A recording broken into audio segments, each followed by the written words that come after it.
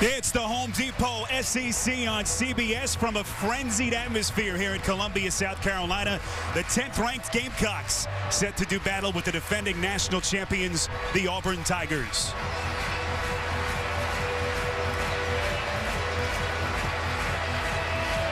Spiro Dedes, Steve Berline, Otis Livingston, who is working the sidelines for us all afternoon, will join us in a moment. Auburn will kick as we are just about ready to go from that thrilling finish in Annapolis, Maryland. We are in SEC country, East meets West, here in Columbia this afternoon. Parkey's kick fielded by Stephon Gilmore at about the 6. Gilmore has some real estate out past the 30 and finally brought down at the 35-yard line after a return of 27 yards. Steven Garcia, the 50-year senior, the quarterback who has had a tumultuous 5 years here in Columbia. You see what he did last weekend. The 2 first-quarter interceptions, Steve, really a harbinger of what was to come. 4 picks in that game, a 21-3 victory over Vanderbilt, but not his finest hour without a doubt. Garcia will work from the shotgun on 1st and 10 from the 34. Able to find his man Alshon Jeffrey outside. Nice pickup on 1st down. We take a look at our starting lineups presented by Chick-fil-A. First for the offensive side of the football for Steve Spurrier's Gamecocks. We see how they line up front. Mike Matulis, the freshman, summoned today due to some injuries that they've had along their offensive front. Alshon Jeffrey, consensus All-America candidate, not quite having the year that they expected him to have so far through 4 weeks, is their featured wide receiver. This is 2nd and 6 from about the 37. Marcus Lattimore, the lone setback. Lattimore trying to bust it up the gut out past the 40, but that Auburn defensive front that has had all kinds of issues this season, able to hold its ground. Kenneth Carter with the tackle. Nosa Igwe headlines their front 4. You see the linebackers under defensive coordinator Ted Roof, and the secondary, Nico Thorpe, who has become the leader of that group, the starter at the strong safety position. This will be 3rd and 4 for the Gamecocks from their own 40.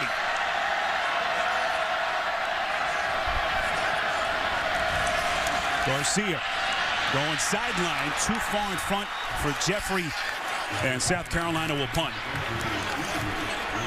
And right there you saw an example of what I think we're going to see a lot of today out of South Carolina. They're going to try and get the ball to Alshon Jeffrey on the outside when they do throw it. But the wild card in this game, Spiro, is the quarterback, Steven Garcia. You talked about last week, 4 interceptions against Vanderbilt.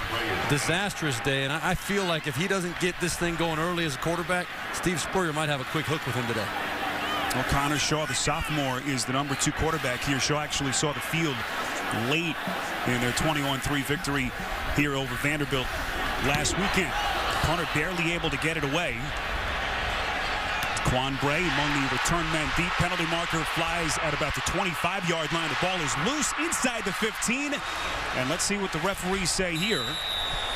Well, I think they're going to call South Carolina did not give the fair catch man enough room to catch that football. It was actually deflected. He got inside that circle. It should be another 15-yard penalty tacked on to where that ball would have been caught. Matt Moore, a referee here in Columbia. Kick catch interference, number 91 of the kicking team. 15-yard penalty from the spot of the foul. 1st down. Well, it's Walker Bennett is the one that right there just went a little bit too close. The ball bounced off his helmet, but yeah, no doubt about it, that was a fair catch. You've got to give him basically a yard circumference around him to make that catch. Well, meantime, Barrett Trotter, a redshirt junior, the man who's trying to replace the legend Cam Newton, roomed with Newton all last season. See what he did in their 30-14 victory last Saturday over Florida Atlantic. So excellent field position for the Tigers to start right at the 50 on 1st and 10.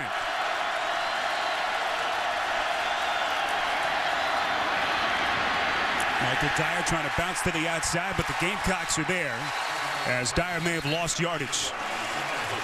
Starting lineups presented by Chick-fil-A. Meantime for the Auburn offensive starters. We'll see how they line up.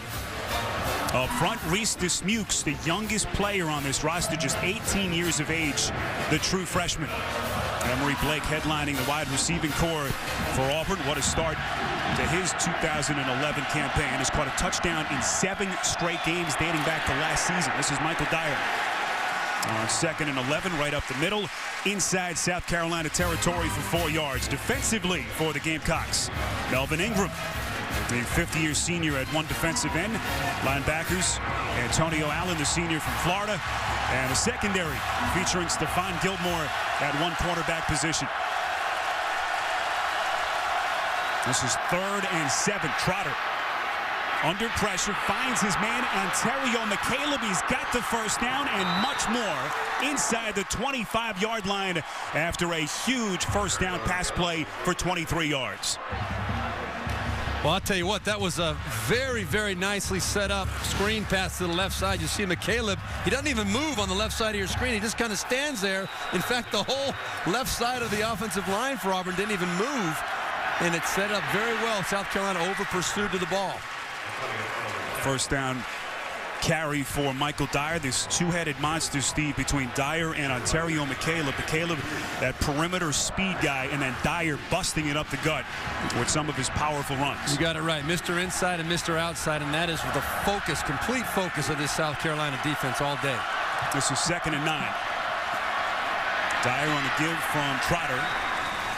Cut down short of the 20 and brought down at the 21-yard line after a pickup of 2 yards. So Michael Dyer, the sophomore, Little Rock, Arkansas native.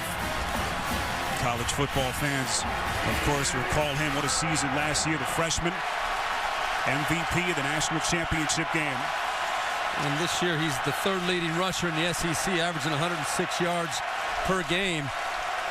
Surprisingly powerful inside for a guy of his size. Auburn going hurry up on 3rd and 6. Trotter again hit as he throws. It's caught by Blake inside the 10. And another Auburn first down. A late penalty marker is thrown.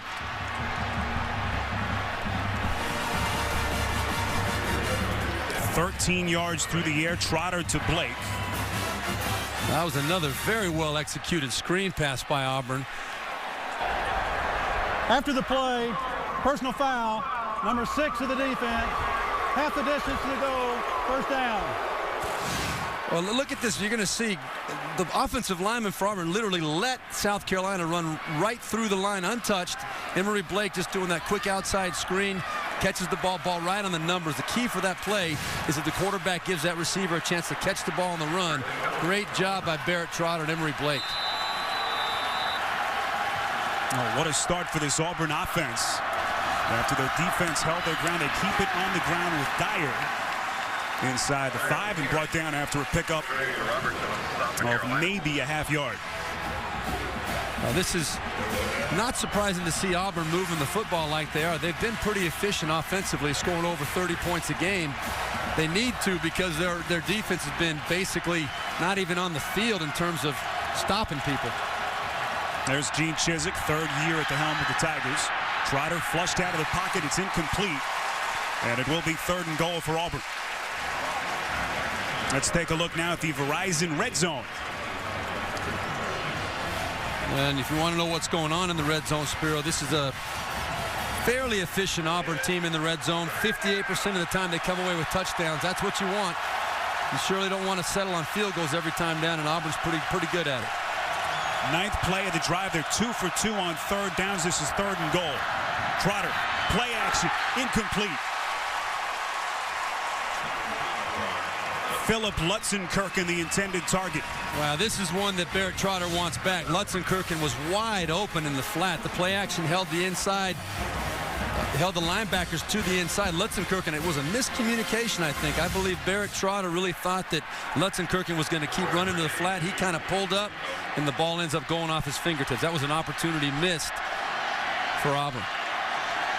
Well, one of the most powerful legs in the SEC on to attempt a little chip shot field goal here.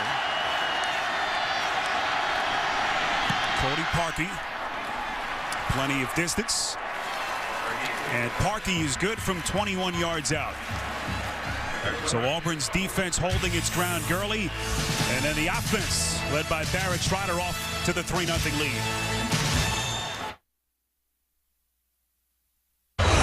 LG, as a proud NCAA corporate partner, presents great SEC rivalries. It's all about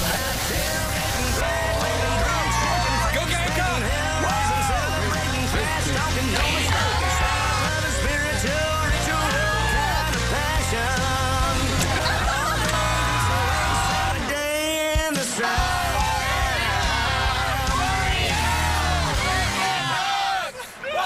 Early score here in Columbia, South Carolina. 10-12 left to play in the first. And the Auburn Tigers off and running with a 3-0 lead. Spiro Dedes alongside former Notre Dame star Steve Beuerlein. We talked about the youth on this Auburn team. For a lot of these kids, it's their first taste of a road game in conference play. Good start. Oh, and what a place to get your first taste here in South Carolina. This is an awesome place to play football. I know from experience. I got a chance to play here when I was at Notre Dame.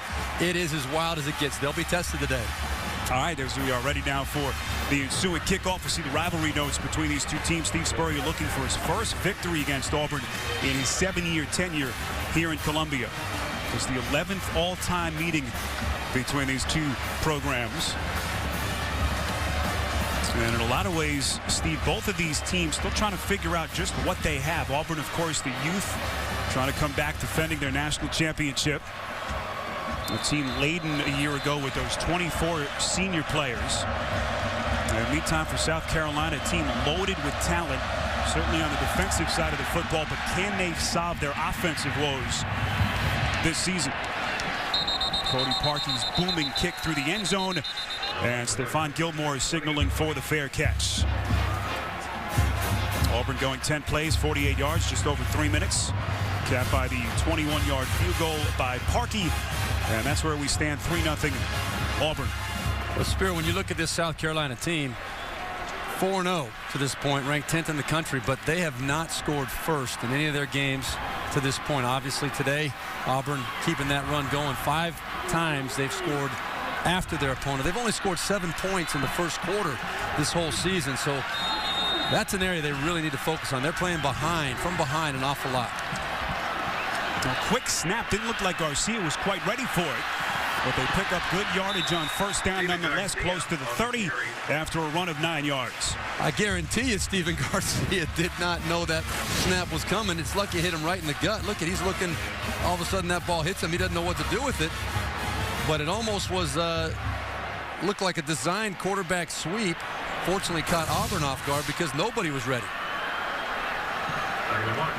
Garcia has thrown 7 interceptions this season, the most of any quarterback in the country. And 4 last week against Vandy. This is second and short. Marcus Lattimore with the first down run and more. Well, we mentioned some of the issues. Auburn's saying they have the football here. No signal from our officials. And they do say Auburn football.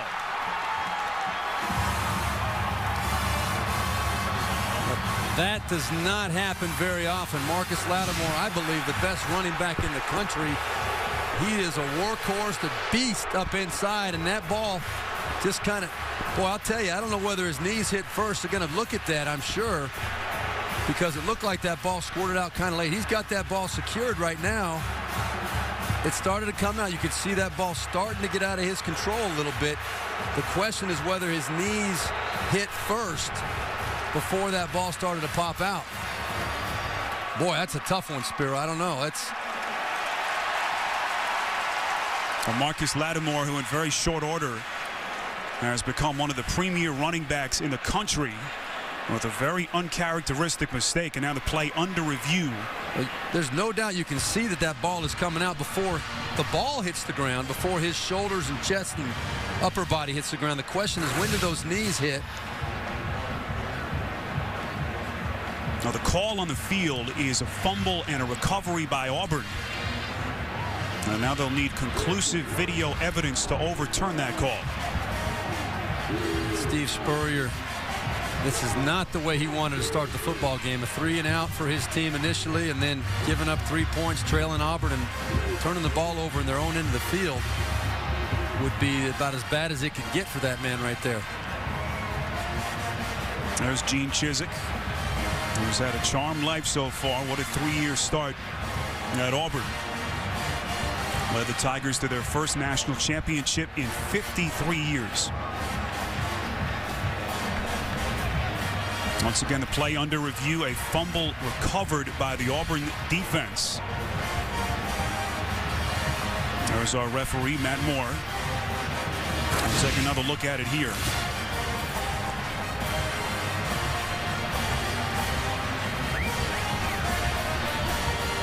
I just don't see enough, Spiro, to overturn this.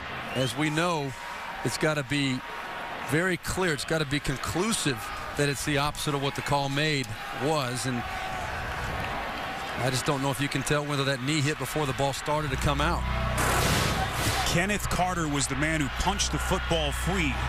And Jonathan Mincy, the redshirt freshman, made the recovery. Now, this is an offense or defense for Auburn that has been absolutely torched all year. Last in the SEC in yards allowed, 477 yards per game. Last in the league in points allowed, giving up over 30 points a game. And this is the kind of thing against a highly ranked team. You get off to a start like this, that ball pops out. If they get a turnover for their offense to start this game out, I'll tell you. Steve, what do you think? From that angle, it looks like the ball's coming out before his knee hit the ground. I'm still not convinced that it really was. After review, the ruling on the field stands. Yeah, I don't think it was clearly coming loose before his knee hit, but it was definitely coming loose right about the same time that knee did hit. So I think it's the right call since it was ruled a fumble on the field. You can't overturn that unless you're 100% sure. Huge break for Auburn. So this young Auburn team on the road up 3-0, trying to capitalize on a Marcus Lattimore fumble on 1st and 10. This is Michael Dyer. Minimal gain, maybe a yard, as we approach 9 minutes to play in this first quarter. Auburn made it clear to us when we were talking to them earlier this week that they want to control the tempo of this game. They want to get a lot of plays in. This is 2nd and 9. Little end around action. They're going to go to the airways near side. It's intercepted. Picked off at the 15-yard line. As the Gamecocks defense not falling for the trickery.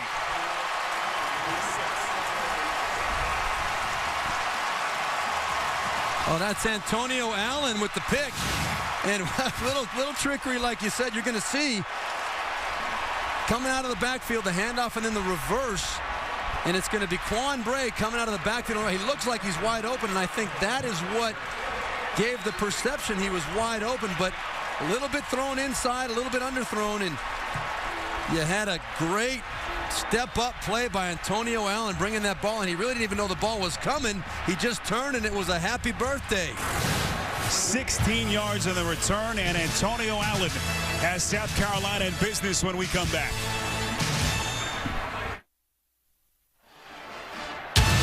The Home Depot SEC on CBS is sponsored by Aflac, Toyota, Liberty Mutual, and by AT&T.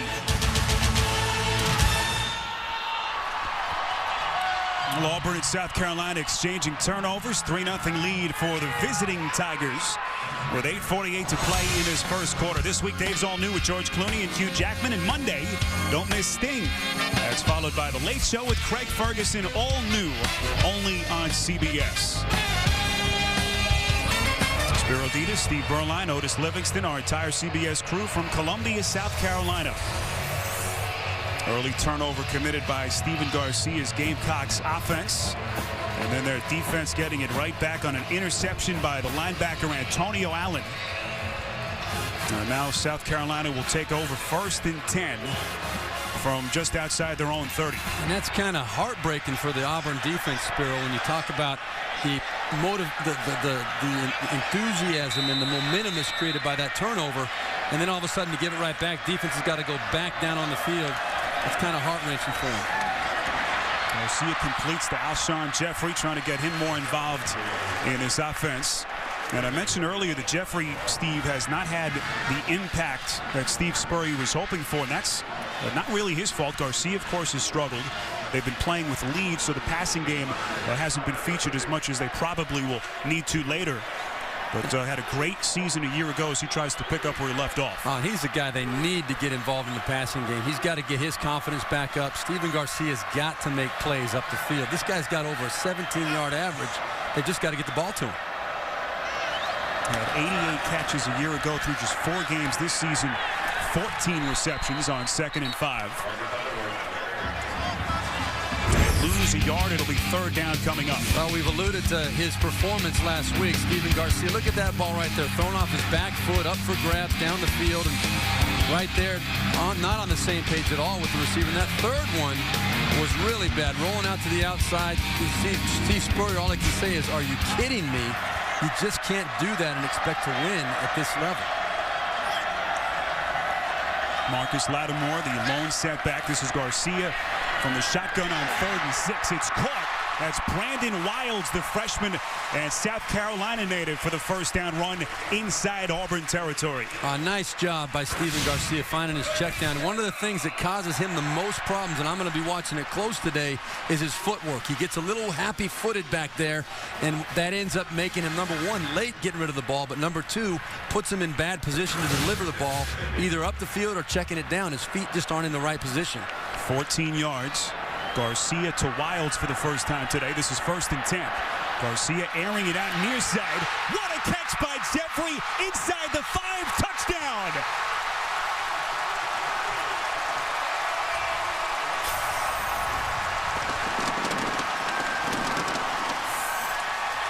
$50 yards, and the Gamecocks take their first lead.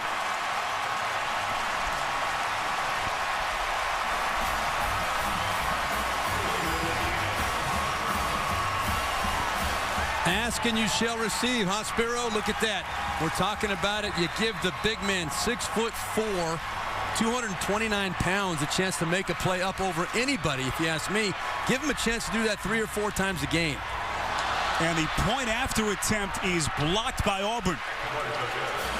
Boy, we have seen just about everything so far in this first quarter.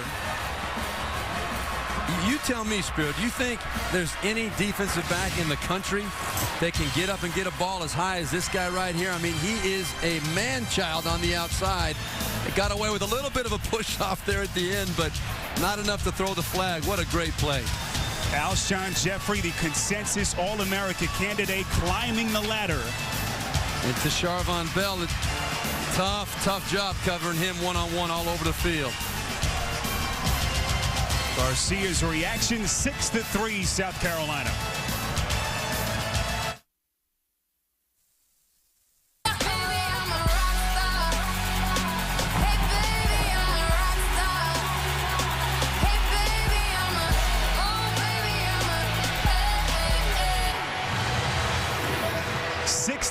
Here in Columbia, the South Carolina Gamecocks moving in front for the first time today on an incredible 50-yard touchdown hookup between Steven Garcia and his All-America wide receiver Alshon Jeffrey.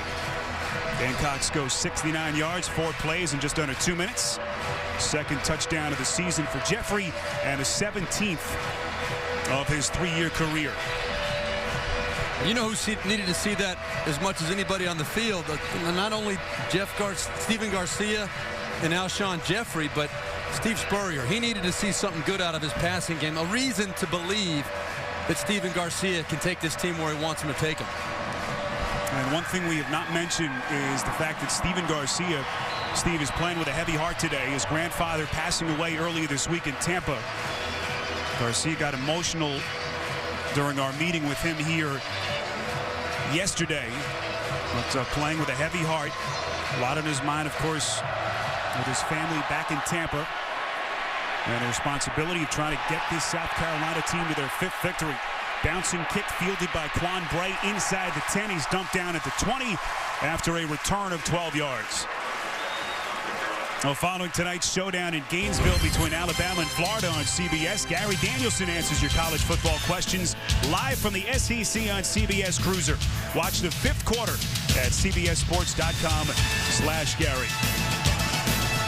Now this play, you never know whether a play like this is going to be significant during the course of a game, but an extra point, a lot of people take it for granted.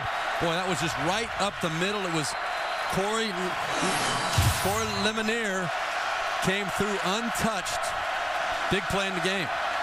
This is 1st and 10. Trotter pump faking to the sideline, tucks it away, and picks up 3 yards on 1st down. Well, we've already seen how missed extra points have factored into today's games around the country. A wild finish in Annapolis earlier today on CBS. As in overtime, it was Air Force outlasting Navy, and the difference in that game, Steve, a blocked extra point attempt. It's amazing how those things come back to haunt you. Ontario McCaleb takes the pitch on 2nd and 7. They lose 3 yards as Antonio Allen, who had the pick, comes up and makes the stop for a loss. This South Carolina defense has underperformed by their own standards this year so far, but I'll tell you what, their front 7 matches up, I believe, athletically with any defense in the country. They can run, they can hit, they're big and fast. That was a great example by Antonio Allen right there.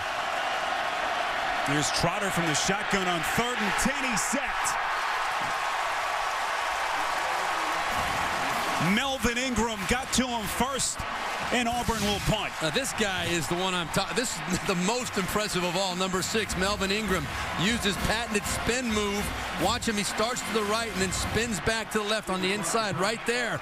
Up the gut. It's just so hard for an offensive lineman to counter that speed inside. Melvin Ingram, the player of the week in the SEC last week for his performance against Vanderbilt. Ingram, the National Defensive Player of the Week. What a 4-week start he has had to his season. The 50-year senior. Stephon Gilmore signals for the fair catch at the South Carolina 37. A 45-yard punt by Stephen Clark. Timeout in Columbia, 6-0 Gamecocks.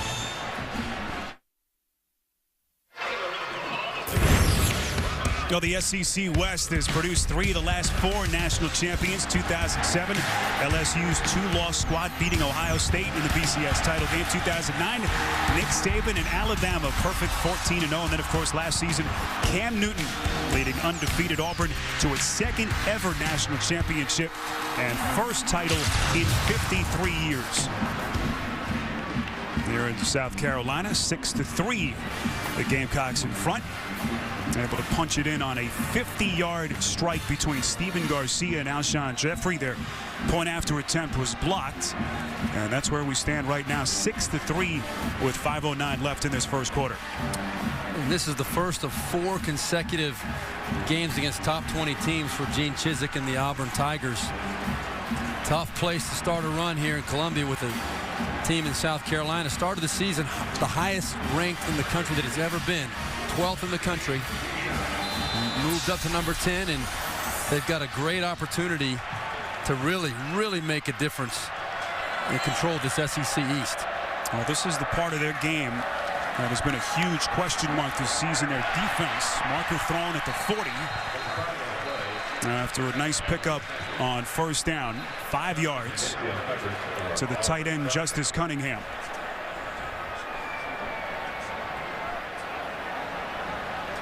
Matt Moore, our referee here in Columbia. Offsides. Number 55 of the defense. 5-yard penalty from the previous spot. 1st down. That's Corey Lemonier, the sophomore defensive end, whistled. But Steve, we talked about some of their defensive woes. You rarely see a marquee team, certainly not a defending national champion, have the issues defensively that this Auburn team has had, historically bad in certain areas, especially with their run defense. This is Garcia on 1st and 5 after the penalty. That's Bruce Ellington on the end around, but nothing doing. Let's go to New York. A John Hancock update. All right, Spiro, over on the CBS Sports Network, SMU and TCU getting with it. Here's J.J. McDermott. June Jones loves to air it out, going to Terrence Wilkerson, 71 yards to strike. In the battle for the iron skillet, the Ponies have the lead, 14-0. Back to you. How about them Ponies? Getting it going out there. June Jones getting the SMU Mustangs going. Busy day in college football around the country. SEC battle here in Columbia. East meeting West. End around play. That's Demir Burr, the freshman, who today is making his South Carolina debut after serving an NCAA-mandated 4-game suspension. There's Bird right there. He's going to come around. But watch the defense for Auburn. They do not get caught up in the action going to the right. They keep their discipline. They keep the contain on the outside down here. Demir Bird, who is a speedster. Steve Spurrier Jr. told me they're going to try and find ways to get this guy the ball in the open field. But great discipline by Auburn right there on defense. This is 3rd and 4. Garcia from the shotgun. Garcia feels the pocket collapse, rolling near side. Leapfrogs the defender and has the first down inside Auburn territory. Well, Steven Garcia, he's a guy that's had a very up and down, topsy-turvy career here in South Carolina. Fans don't know whether to love him or hate him, but I'll tell you, you play football with that kind of passion right there, that kind of desire, they're going to be on your side, I guarantee you.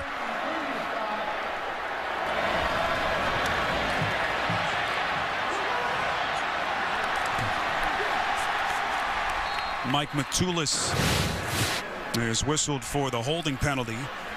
It's always a sign of an offense struggling. You finally break through with a big play. Steven, it's called back with a penalty. And that's the true freshman Mike Matulis making his first start in place of Kyle Nunn, the senior, who's out with injury. Got a bad back. It's the 3rd South Carolina penalty, totaling 29 yards. This is 3rd and 14. Auburn coming with a blitz, and they dump Garcia at the 32. It was Darren Bates, the linebacker, who got there first for Auburn. I want you to watch. This is something Steven Garcia's got to see. Right here, you're going to have one-on-one coverage. You're going to just run a hitch route over here, and up at the top, there's going to be a hitch route too. Steven Garcia has to see the pressure come and feel it and know where his quick safety valves are on the outside. If he's got to make that quick throw, it was a zone blitz by the Auburn Tigers. They got quick pressure on him. He's got to know where his outlet is and get rid of that football. Joey Scribner-Howard barely able to get the punt off. Quan Bray fielding from his own 26. He'll lose yardage. And what a performance so far by Antonio Allen. Already with an interception as the tackle there. Wednesday on CBS, the new boss is tested. Ted Danson stars in a new CSI. That's Wednesday only on CBS. 42-yard punt. They lose 3 yards on the return. As Barrett Trotter will be on the sidelines here. Kyle Frazier, the freshman from Springdale, Arkansas, onto the field for the first time today. Frazier faking the draw play, sneaking forward after a pickup of about 3 yards, maybe 4. Well, they like this kid, Kyle Frazier, the freshman, starting to get his number called a bit more, Steve, as they build a package around this young man who's got all kinds of skills. We know he can run it, and he's got a strong arm as well. You just have the sense that Gene Chizik is just waiting for this guy to get to the point where he really figures out what's going on, because he is an athlete. He can do so many things to a defense. Frazier stays onto the field, tucks it away again, out past the 30, up to the 35-yard line, and right at the first down marker after a pickup of 7. Back to New York in a John Hancock update with Tim Brando. All right, Spiro. Well, total offense and scoring offense. The leader, Georgia Tech. Paul Johnson's club gets Tevin Washington this time in the air to David Sims. A 9-yard strike. They're rolling North Carolina State. Back to you. Here in Columbia, this is 1st and 10. Michael Dyer off the gut, picks up 2 yards. Tackle made by Melvin Ingram. As we approach the final 60 seconds, 6-3 Gamecocks. South Carolina, the 10th ranked team in the country. Auburn, meantime, on the road for the first time in SEC play this season. Trotter from the shotgun on 2nd and 8. Fakes the give to McCaleb. Trotter slings it to the sideline. It's caught for the first down at the South Carolina 40, a pickup of 16 yards. Really, really nice poise by Barrett Trotter on that play. He was actually trying to throw after the action to the right, trying to get it back to Ontario McCaleb on the left sideline, but boy, he did a good job coming off and finding his receiver down the field. It was Jay Wisner, the Little U senior wideout, on the reception. Here's Dyer on first down to the 35-yard line, a pickup of 5. Well, we can talk about all the issues we want with the Auburn defense. The offense has looked good so far, despite that one turnover. At least they've moved the football. Here's Dyer on the draw play. Keeps those legs churning inside the 35, close to the marker at the 33-yard line. Spiro, we talked about the tempo that Auburn wants to set. Look at the pace they're getting up to the line of scrimmage. That last snap was snapped with 32 seconds left on the 40-second clock. This one here, we're at 35 right now. This is 1st and 10. Dyer down to the 25, picks up 6 more yards. And they just try to wear down a defense. They try to catch you out of position. They try to create doubt, confusion. And here we go again, another snap. This is 2nd down. Dyer, the workhorse now, down to 20 seconds to play in a quarter. Picks up a couple. And it'll be 3rd and short. Gamecocks and their fans here trying to rev up the volume as Auburn will watch the remaining ticks come off the clock as we reach the end of the first quarter here in Columbia. The score, South Carolina 6 and Auburn 3. Will return after this word from your local station. You're watching the Home Depot SEC on CBS.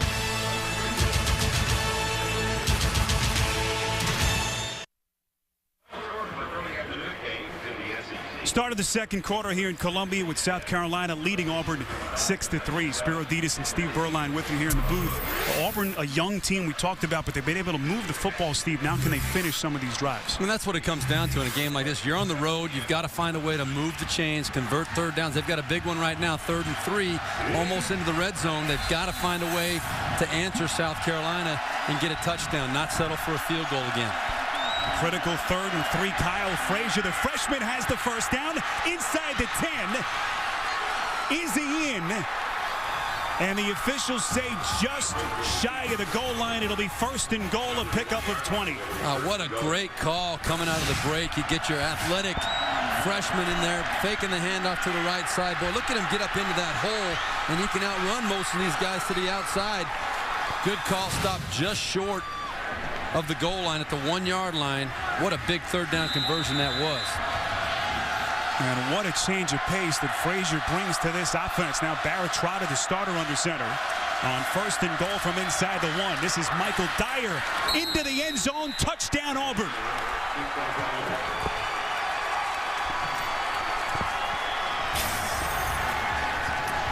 I don't care how you look at it, Spiro. You can knock this Auburn team for what they've done so far this year. They're 3-1. Most teams will be pretty happy with that. They've won 17 of their last 18 games. Gene Chizik does a great job getting his team ready to play with or without Cam Newton. This is a team that steps on the field and expects to win ball games. The previous play was ruled a touchdown. It's under further review. So the 1-yard touchdown run by Michael Dyer under review here. Early stages, second quarter, as we take another look. Well, Mr. Inside, Michael Dyer, look at him power the football up in there. If it does stand, it would be his 7th touchdown of the year. I'll tell you, pretty stout by that defensive front, South Carolina. Not, I don't know. That ball could be spotted short because it's not where the ball ends up. It's where the ball is when his knee or lower body contacts the ground. And he was spinning backwards. You got a good angle right here. We'll watch and see where that knee is, or where that ball is when his knee hits the ground. He'll be spinning out of here in just a second. There it is. Look at that right. Okay, here it comes. And he's down right there. Yeah, I believe the ball, boy, I believe that ball, if anything, close. It's spotted right on that edge of the goal line.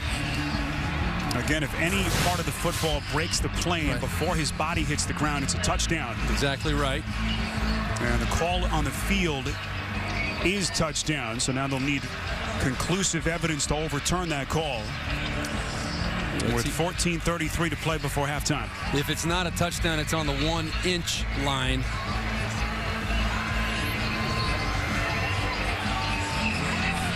Michael Dyer, the sophomore Arkansas native, who had a freshman year last year. That was just remarkable.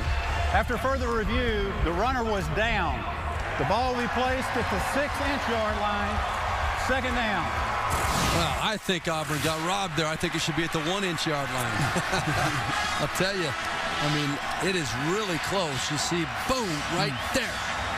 All right. The ball did not cross. I think it's closer than 6 inches. But Dyer third in the SEC in rushing. And I would venture to say you're going to see him up inside one more time right here. He's your go-to guy in this situation. Very, very dependable with the football. This is second and goal. Dyer on the direct snap, lunges end zone.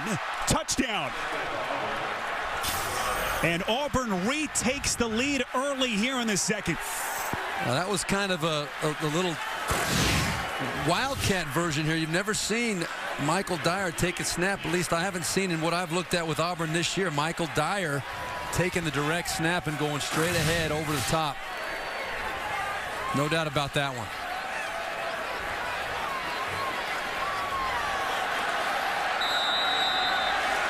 This will be Cody Parkey on for the point after. So Auburn's offense after a touchdown, second missed extra point. South Carolina had one blocked and Parkey just hit the upright. You know, I mean, I don't think I've ever seen a game with great conditions, of course, where you've got 2 missed extra points. No, Parkey, that booming leg just off target. 9-6 Auburn.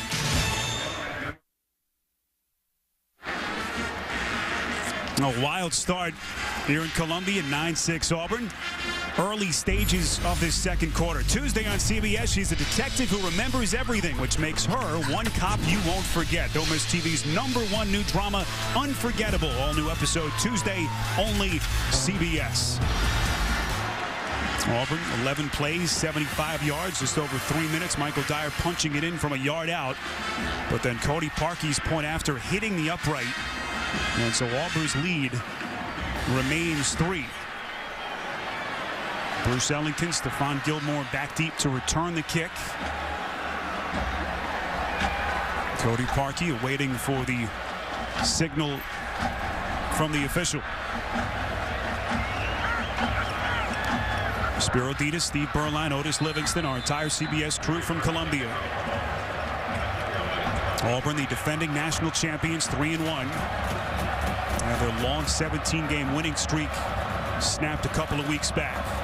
Looking for a huge SEC road win here today. Steve Spurrier's Gamecocks meantime 4-0. Trying to continue their winning ways as Parkey's kick into the end zone for the touchback. Let's check in for the first time today with Otis Livingston. Hey, Spiro, a great recruiting story involving Marcus Lattimore, running back for South Carolina. The final 2 teams, as far as his college decision, was Auburn and South Carolina. His little cousin told him, just have a little fun. Let's put the South Carolina hat inside the Auburn hat. And when former Auburn great Stephen Davis gave him the hat, he pretended as though he was going to go to Auburn, but he was really choosing South Carolina. So, Auburn fans, you can blame little cousin Mike for that little bit of okie doke. Mike Butler, his cousin, who was just 14 years old at the time, showing some nerve, giving his cousin some advice. A decision that no doubt affected both of these programs. As here is Lattimore on first down. You talk about a tease. But I'll tell you what, right there on that one, that was not anything that fooled the Auburn defense up front. They've been gashed against the run this year, giving up almost 230 yards a game running the football. Right there, though, very stout, getting in the backfield, causing problems for Lattimore. Slow start for Lattimore today. This is 2nd and 11. Garcia goes play action, sacked, blindside. Ladarius Owens, the redshirt freshman, got there for the Tigers.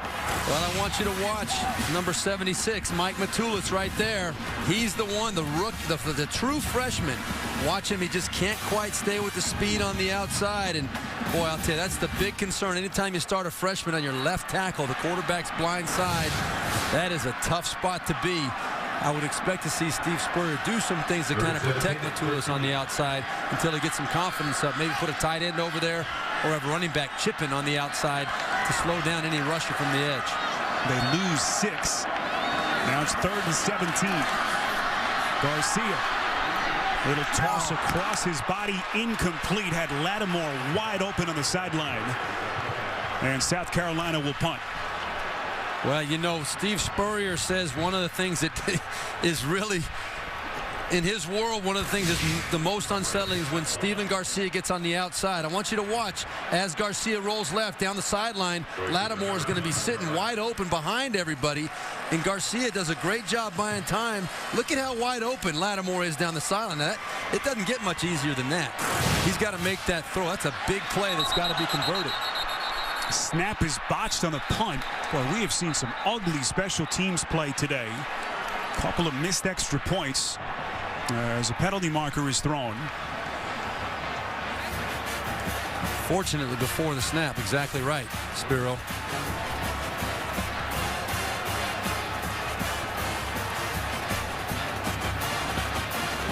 Dan Matt Moore, our referee here today.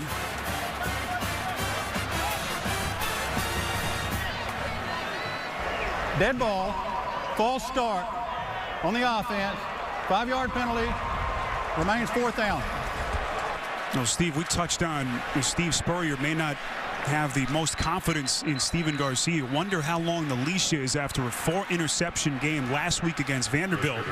And a guy behind him who Spurrier likes. Game clock to 12:55. Well, that's a good question. I truly believe if Steven Garcia does really start hurting this football team, Steve Spurrier will not be too patient with him. He got that sense just talking to him this week that he's been through so much with Steven Garcia. 33 starts, 20 wins, but you can only take so much.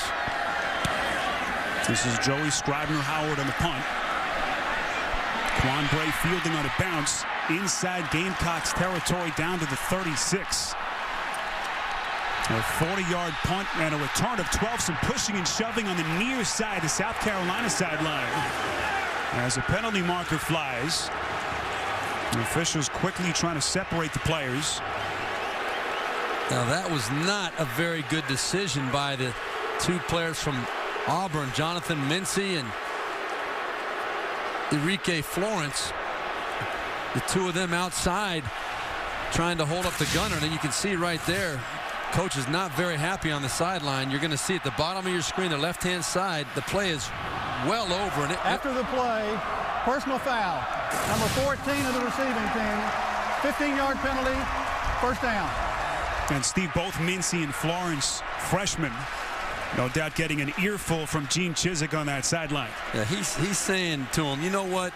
We are better than that. We've won national championships around here. You don't win championships playing like that. That play was 10 seconds over. And you got Florence and Mincy just trying to make a statement. Now, you like the passion and the aggressiveness, but that's a little too much.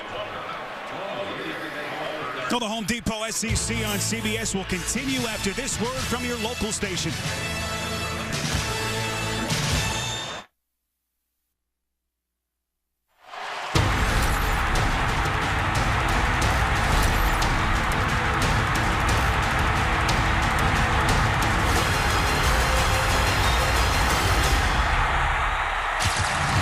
The SEC goes prime time later tonight in Gainesville, a heavyweight fight between 3rd-ranked Alabama and the 12th-ranked Gators. What a matchup that's going to be.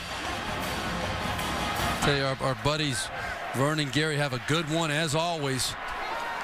Be a lot of fun to see who comes out on top of that. What's your pick? I'm going Florida at home. You're going Florida at home. That's a pretty good pick. Although it's always hard to go against Nick Saban. I don't care where you're playing. His team's going to be ready to go. Well, meantime here,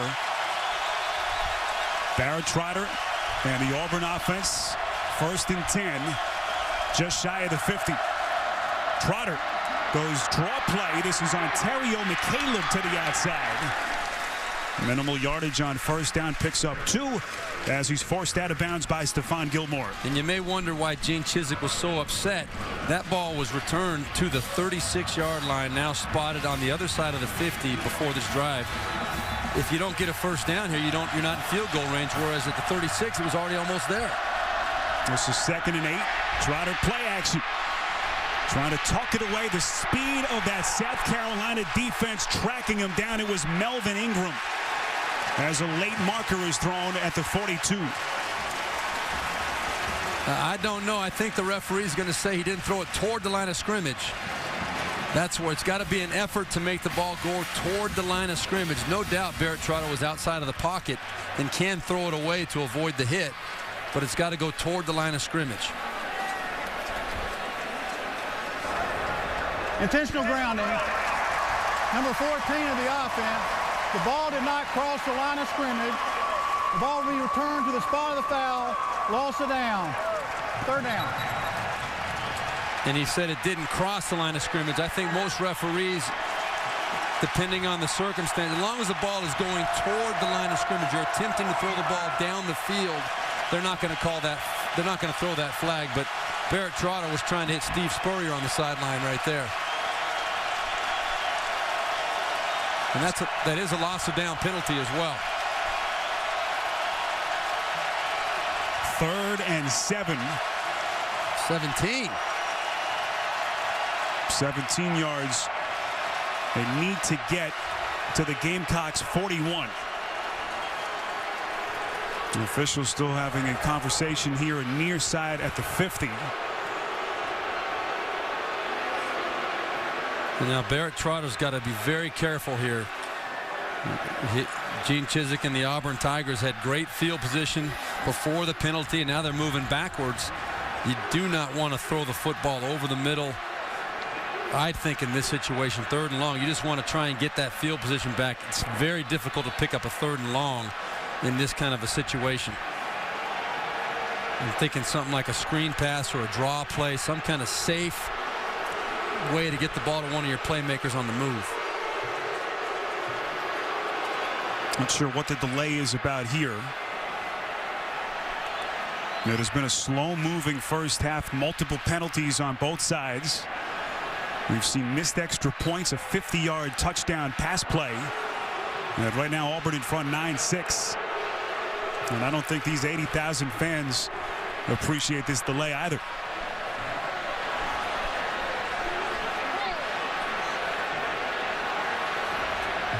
Steve, any idea? I have no idea. No, I don't know whether it's a clock situation or we're not being given that privileged information at this point. Whatever it was, it looked. Here we go.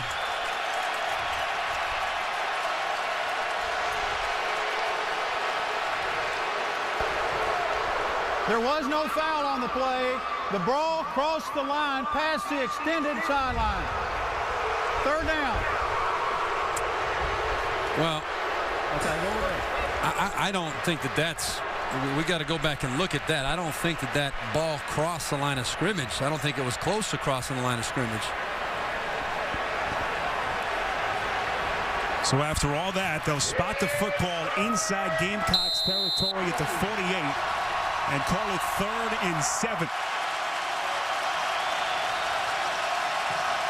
Much more manageable situation than a 3rd and 17.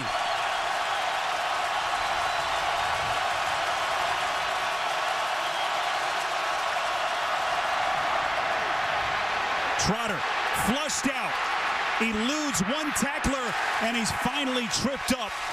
behind the line of scrimmage by the linebackers, Jack Wilson.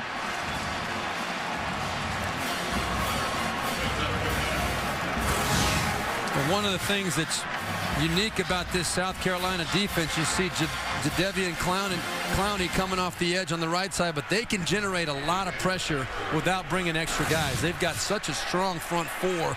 You go across there with Melvin Ingram, Devin Taylor, Jadeveon Clowney. I mean, it goes on. They've got some depth on that front four that can put pressure without any help.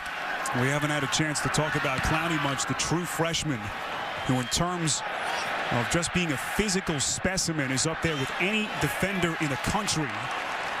As the punt takes an Auburn bounce inside the 5, a 47-yard kick as Garcia takes over next. I'm the only player of 267 men that's walked through this building to my left that can honestly say this. I'm the only pro football player that's in the Hall of Fame, and I'm the second best player in my own family. You know, the hairs in the back of your neck still stand up when you see the replays of Shannon Sharp's Hall of Fame induction speech. There's his brother, Sterling Sharp, South Carolina star here. And what numbers did he put up here in Columbia? Nearly 2,500 yards receiving. And Steve, you can make a pretty strong argument that he should be in the Pro Football Hall of Fame. I think you can make a very strong argument. I have no doubt in my mind that if his career wasn't cut short due to the neck injury, he would be in the Hall of Fame. But there are a lot of players in the Hall of Fame that did not have as much an impact on the game and the position as Sterling Sharp, for sure. You could make a very strong case that he belongs and deserves to be in the Hall of Fame. And Sterling still makes his home here, very close to Columbia. No doubt watching his Gamecocks today, now trailing Auburn 9-6 with 11:21 left before halftime. Stephen Garcia and the South Carolina offense still struggling. Already a turnover. They go draw play, fake draw. This is Garcia dancing to the outside, out past the 20, and finally brought down at the 26. He faked everyone out. He sure did. Good hard fake inside. You know, when you've got Marcus Lattimore in the backfield, he's going to draw a lot of attention. That whole white defense out there, that whole Auburn Tiger defense went flying for Lattimore, number 21. That's what they've been dreaming about all week. And then Garcia, nice job taking it down around the edge. Big pickup. 21 yards gives him a 1st and 10 from the 26. Here's Jeffrey slanting over the middle. And Jeffrey gang tackled at the 33 after he picked up 8. Now, we talked to Steve Spurrier, Steve, on Thursday, and no doubt has all the respect in the world for Marcus Lattimore as we see Jeffrey limping. But what makes Spurrier tick is putting together a lethal passing attack, and that's something he hasn't been able to do so far with this current offense. No, he has not been able to do that. It's been very frustrating to him, I think, over the past several years. You've got an experienced quarterback. You've got good talent. You look at the receivers that have come through this program. Sidney Rice, it goes on and on. Garcia slings it, and he's picked off at the 50.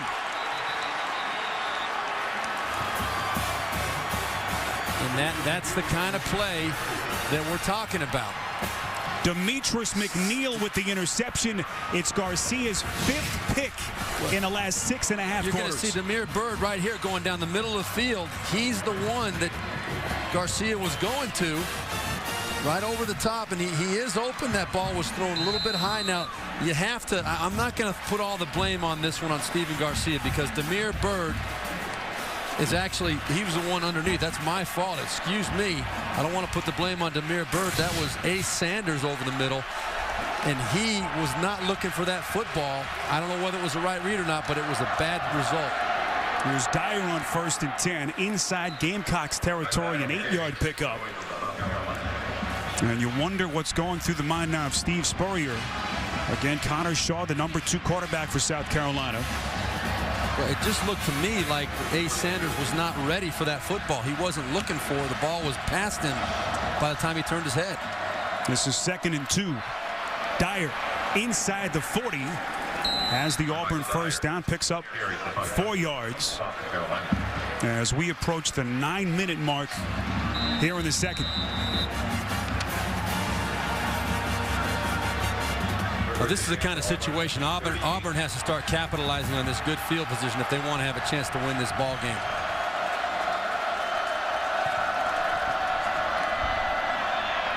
Here's McCaleb as the freshman backup quarterback Kyle Frazier comes back onto the field, a pickup of 2. Well, South Carolina defense has been pretty stout today. You saw the interception with the trick play earlier, but the pressure on Barrett Trotter, keeping him short of the first down marker right there. This is a very athletic, very aggressive defense. Steve Spurrier even said, though, they have not really put it all together all year. Last week, their best performance against Vanderbilt. Trotter out of the shotgun on 2nd and 8.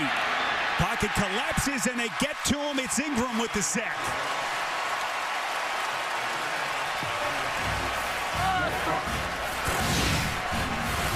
They'll watch Ingram one more time. Here he is right here. You're going to see him coming up actually on the outside. Good job of pressing. They move him around, play him in different positions. He just basically carried the left tackle back into the quarterback, A.J. Green. The sack by Ingram makes it 3rd and 15 here. Trotter from the shotgun from the 43. Here they come.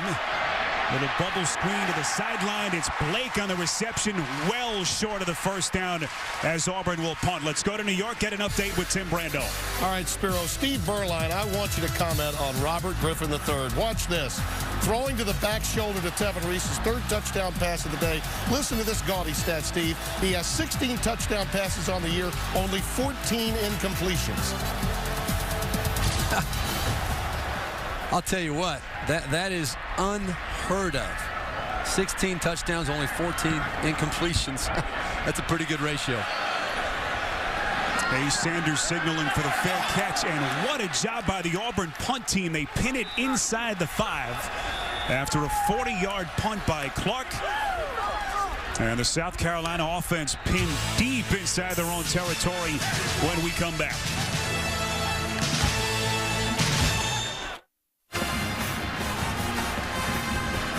9-6 your score here in South Carolina. 7:19 to play. The defending national champion Tigers in front, and an excellent job by their punt coverage team right here.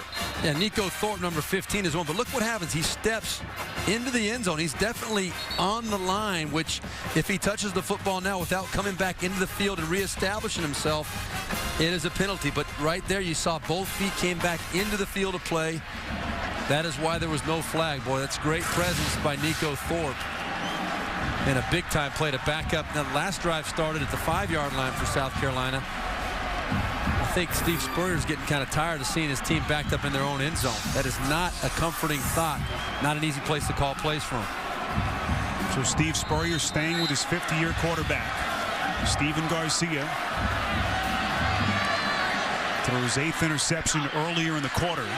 And now is pinned back as far as they can go inside the 1.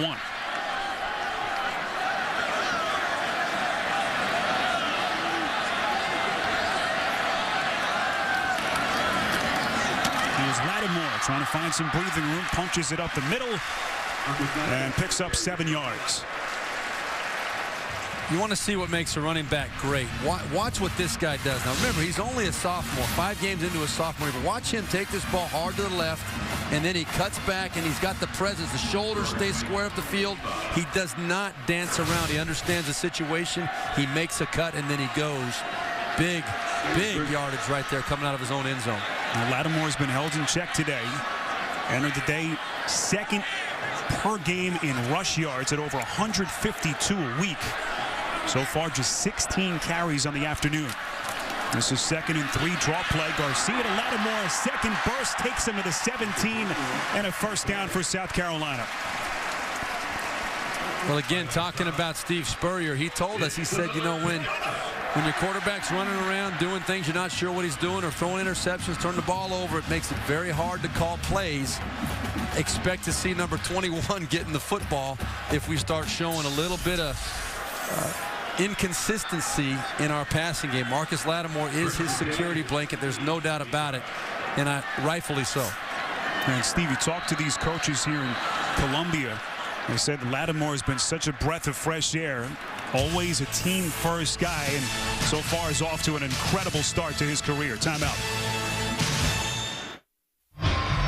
Our score here in the second quarter, Columbia, South Carolina. Auburn leads South Carolina 9-6. And we're going to talk a little bit about Auburn wide receiver Emory Blake, who has football in his blood. His grandfather played in the Canadian Football League. His father, a 14-year veteran of the NFL. Jeff Blake, most notably with the Cincinnati Bengals. Emory said he didn't want to follow in his father's footsteps, although he was raised around the game, the NFL game, meeting many quarterbacks. His father never forced him to do that. Instead, teaching him how to run routes, read secondaries, and positioning coming off the field. He also said that being around football players in the NFL taught his son how to become a football player, to also get to a school like Auburn and to become a professional himself. So far, so good. Spiro, back to you. I'll tell you what, Otis, his dad threw as pretty a deep ball as any quarterback I've ever seen. He could put that ball out there, and amazing how often he completed it. I'm sure Emory caught a lot of deep ones growing up. Blake now watching his defense on the field. 1st and 10. Steven Garcia working from the shotgun formation. Garcia throws it middle, well short of his intended receiver. It's Nick Jones. And you just wonder, where his head is right now. We touched on some of the personal issues that he's had to deal with this season. His grandfather, Steve, passing away in Tampa earlier this week, so he's very emotional without a doubt. And right now just hasn't had it. Now, he had the one big play to start the game out to Alshon Jeffrey, but he hasn't really had much rhythm since. And right there, I think he got stepped on or hit low. Something's going on because he got up limping a little bit. That ball came out of his hand funny.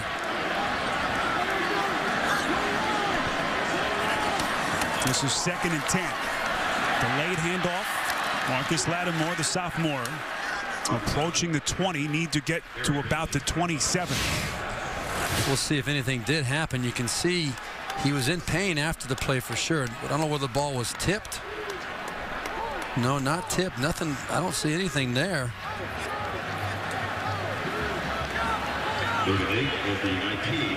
Yeah, it looks like maybe he might have got his hand clipped or something. Maybe a helmet, or I don't know, but it was not a good throw. Looks like some movement pre-snap. Rokevius Watkins, the senior tackle. False start. Number 73 of the offense. 5-yard penalty. 3rd down. Well, Andy Rooney has become an American icon, and he's about to make his last regular appearance on 60 Minutes. You won't want to miss it tomorrow, only on CBS. Well, South Carolina, Steve, has been consistently pushed back deep inside their own territory. Had a short field to work with on that touchdown drive earlier. And right now faced with a 3rd and 13 from their own 14-yard line. Garcia, nowhere to throw, will try to run for it out past the 20 and brought down at the 24 by a host of Auburn defenders after he picks up 10 yards. Well, that I did not expect to see Steve Spurrier letting Steven Garcia, throw that ball out of his own end zone. He has not earned that confidence by his play this year. A nice safe call, quarterback draw. He almost found a way to pop it enough to get that 1st down, but when you've been through what Steve Spurrier and this offense have been through, they just don't have the confidence to try and put that ball up the field from their own end zone. Well, Steve Spurrier called his offensive performance last weekend against Vanderbilt in a win, mind you, putrid. And so far, despite that long touchdown pass between Garcia and Jeffrey, they have been equally poor against Auburn. Thursday on CBS, what if you could stop a crime before it happens? Now you can. From executive producer J.J. Abrams and Jonathan Nolan, Person of Interest, new episode Thursday only on CBS. Spiro, the one thing I will say about Steven Garcia, though, is he is a warrior. He comes back when you think you've counted him out. He finds a way to come back. And you look at the quarterback comparison. Well, he's a fighter, no doubt about it. 5th year senior here in Columbia. Here's Trotter on first down. Actually, Kyle Frazier, the freshman quarterback, picking up 6. And we've seen Frazier more today than we've seen him in any game, Steve, so far this season. And boy, what a change of pace he's given this Auburn offense. That's exactly right. We talked to Gene Chizik, and he did have a lot of good things to say about Kyle Frazier. He really has been impressed with how this kid has picked it up. I think he has a lot of similarities to Cam Newton in the way he can run that football. It was McCaleb trying to dance to the outside, approaches the 50, and picks up 8 more yards. That quick huddle by Auburn, it gets me every time. You know, they're in a huddle, and all of a sudden, boom, they turn around, that ball is snapped, and they're moving. You've got to be awake. Trotter back onto the field. Draw play handoff to Michael Dyer. Inside South Carolina territory, you pick up 5 yards to set up a 2nd and 5. Now, conditioning certainly so important for an offense that plays as quickly as Auburn does. Here's Trotter on 2nd and 5. Dyer up the gut, breaking tackles down to the 30, and finally dragged down at the 28. 17 yards on the run by Dyer. Well, this is right up the gut. No trickery here. You see Auburn is already lined up to run the next play, but look at that hole at the seam, right up the pipe of the South Carolina defense. This is 1st and 10. Dyer now the workhorse. Inside the 25, picks up 3 down to the 24. Coming up, the Geico halftime report from New York. Tim Brando and Spencer Tillman get you caught up on today's scores and highlights, plus a preview of 3rd-ranked Alabama at 12th-ranked Florida. It's all coming up on the Geico halftime report. And we will get a timeout here in Columbia. Steve Spurrier trying to get his defense back on track. Stay with us.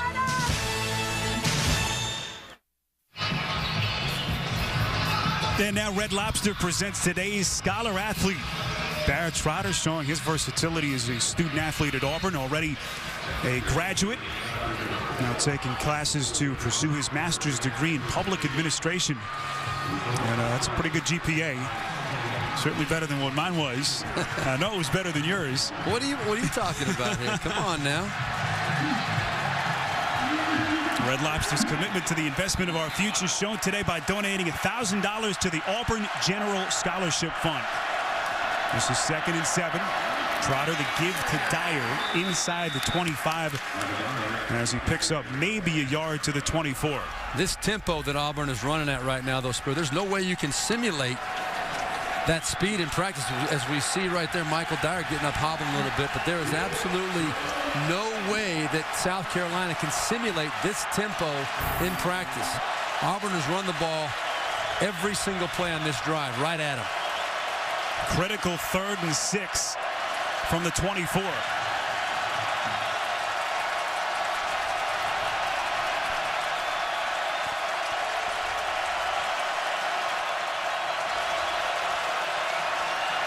Trotter runs it himself, has the 1st down inside the 15-yard line, and a 1st down for the Tigers. Oh, what a great call. That play was called from the sideline. That the offensive staff saw the defense South Carolina was in, and they called the right number. Trotter picks up 10 yards here, gives to Dyer. Dyer picks up a yard. Clock continues to run. 1:47 to play before halftime as Auburn tries to build on a 3-point lead. You know what it is, Spiro? The Auburn coaches saw that South Carolina was in man-to-man defense. Who's the one guy in the field that's not covered in man-to-man defense? The quarterback. On the quarterback draw, they run everybody to the outside. The middle part's wide open, and Barrett Trotter took it for a nice gain. South Carolina's defense gassed right now. Forced to burn a timeout earlier. Here they bury Dyer in the backfield. Dyer loses a yard at the 15-yard line. And now it looks like Gene Chizik will burn a timeout.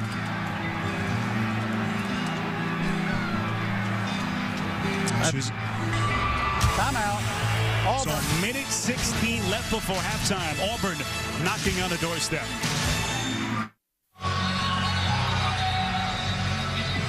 Well, you see the 4 previous BCS national champions as Auburn tries to defend its title this season. You see what they did the following year. Never easy to defend Steve Berline in college football, but a good start today for the Tigers, up 9-6. Yes, it is. Good start for the Tigers. And the one thing those teams all have in common, SEC as well. The last 4-5, counting Auburn, national champions. A lot of people don't put Auburn in that same category with what they've been through this year, but still a lot of football left. This is 3rd and 10. Trotter. End zone, incomplete. Trying to find the H-back Lutzenkirchen. And Chiswick will send out his field goal unit. The one thing you don't want to do in that situation is force the football. I think Barrett Trotter was trying to make something out of nothing right there. He had Michael Dyer checking through late on that play, and I think the play was designed to either go up the field or come down to Michael Dyer for a nice safe gain, and Michael Dyer could have run forever. They go fake field goal.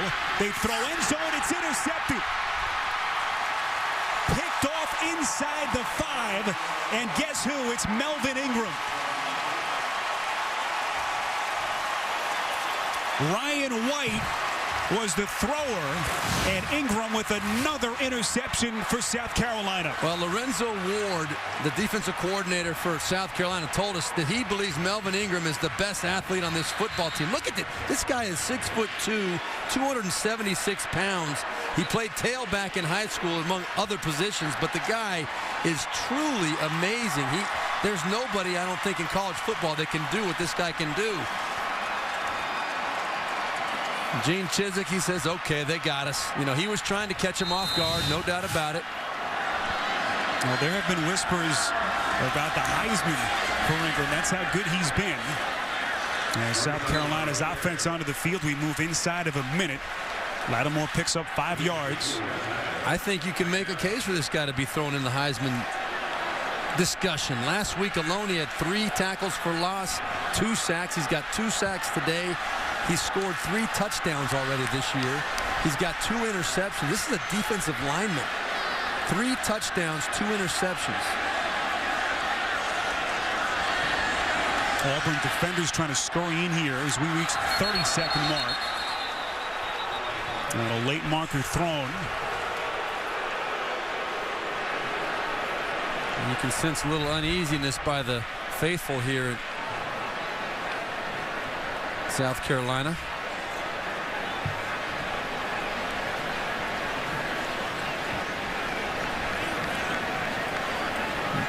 Not a real good feel for how things are going right now. It has not been a very consistent, smooth first half on either side of the ball for South Carolina. And Steve, these officials have had a long day as well. Yeah, multiple delays. There's Matt Moore, a referee.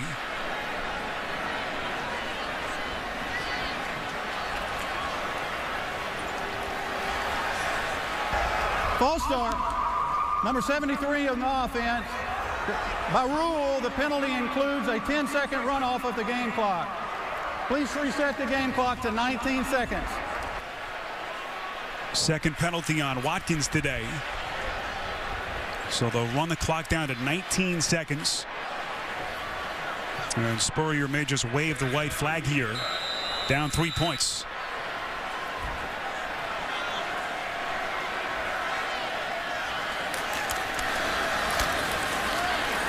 And keep it on the ground. That's Marcus Lattimore picking up a couple of yards, and that'll do it. As this first half comes to a close. Back and forth, a couple of missed extra points, one for either team. Steven Garcia, the 50-yard touchdown toss to Alshon Jeffrey, but the young Auburn Tigers, the defending national champions, on the road in SEC play for the first time this season with a 3-point lead at halftime. Let's go down to the field to Otis Livingston. Coach, you lead 9-6, but there's been a number of missed opportunities, including right there on that fake field goal with the interception. Yeah, there has been. We got to play better. Defensively, we're playing well right now. We're being able to really put the clamps down on 21 right now for the most part. We just got to play better right now. It's a little sloppy in parts. Offensively, we're not being very opportunistic. Again, we just got to keep hammering out and something good will happen. All right, thanks a lot. Best of luck in the second half. Sparrow, back to you. Otis, thanks. That's the end of the first half with our score, Auburn 9, South Carolina 6. Tim Brando and Spencer Tillman will be along with the Geico halftime report after this message and a word from your local station.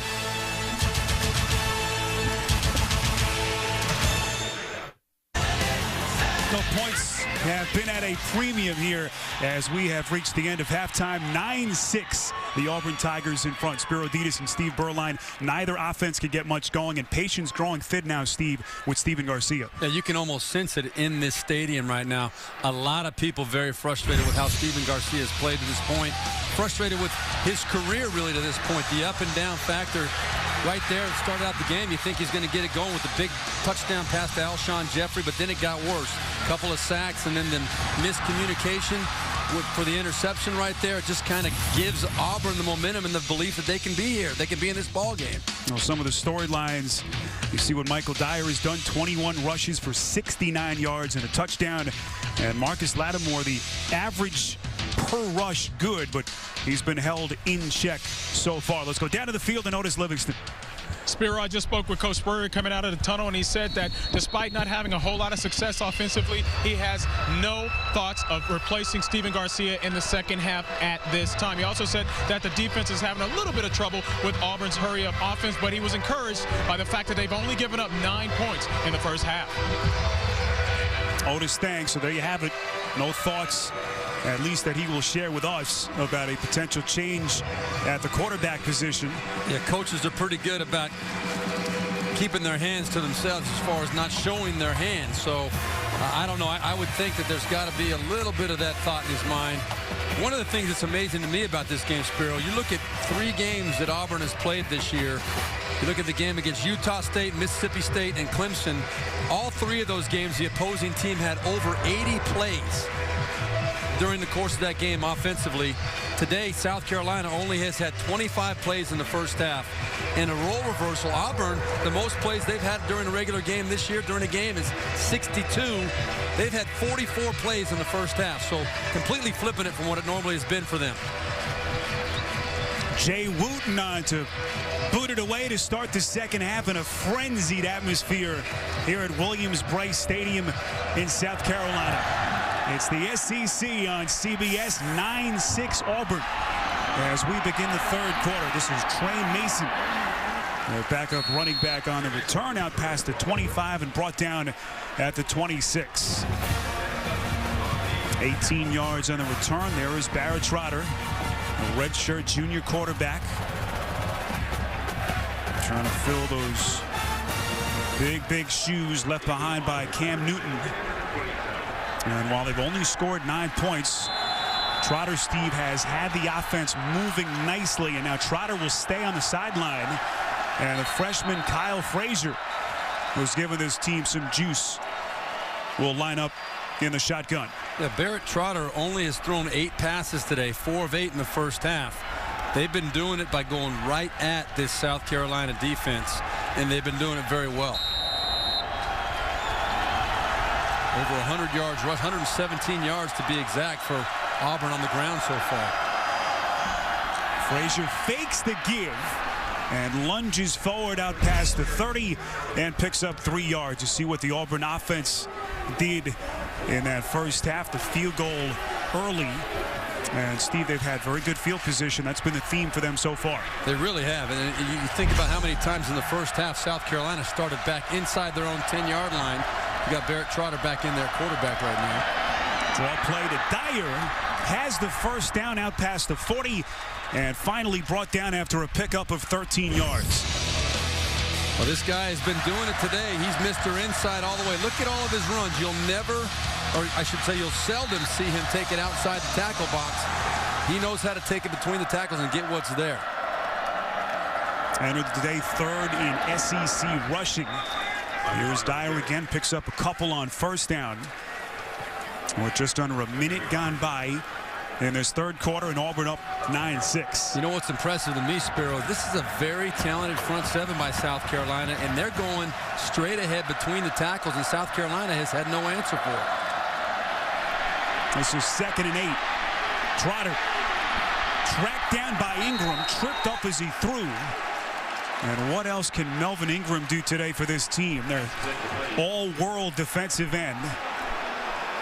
An interception in the first half. 2 sacks. Did you see him close the ground there on that? I mean, Barrett Trotter, I think, thought he had plenty of time, and he blinked, and Ingram was on top of him.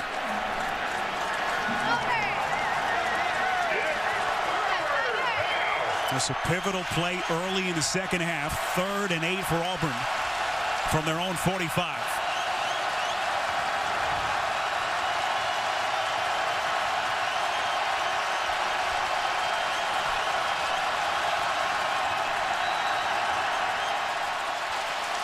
And Gene Chizik will burn a timeout. Timeout.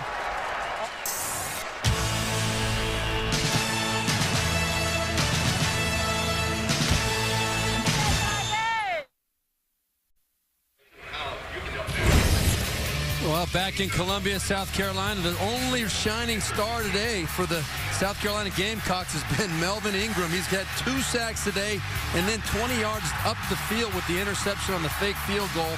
This is a guy that can take over a game by himself, obviously showing that he can run up and down the football field, play the run, play the pass.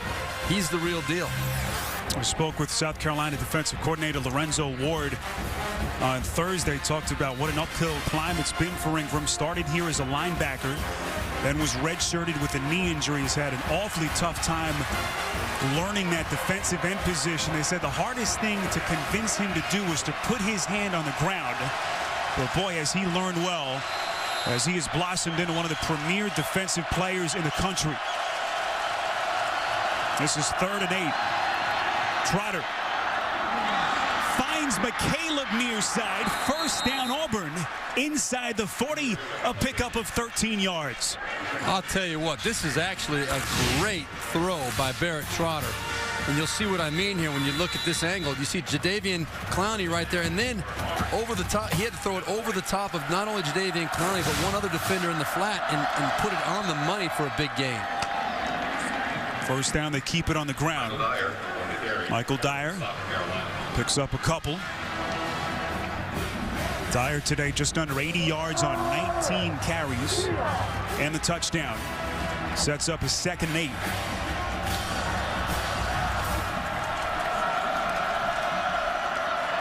Trotter fakes the end around and is buried by Ingram at the 46. I'll tell you, you get the sense that this guy just is getting better and better as you go. You're going to see right here from the inside, he's going to come up there and make the sack in the backfield. Nothing fancy, and I don't know how you can leave, of all people on the field, you leave Melvin Ingram unblocked. He's going to take that every time. There was good coverage up the field. Trotter didn't have a chance. Trotter changes the play. This is 3rd and 15 from the 45.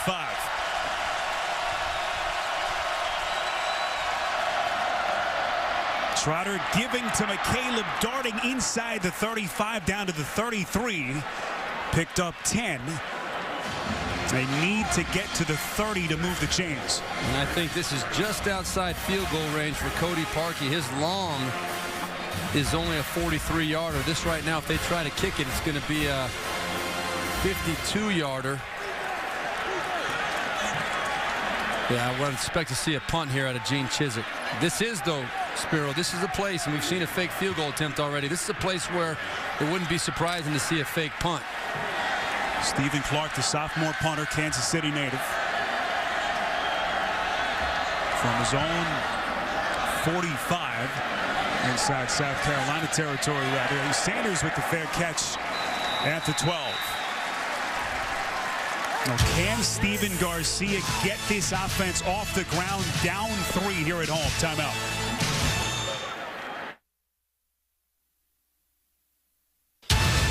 The Home Depot SEC on CBS is sponsored by New York Life Insurance Company,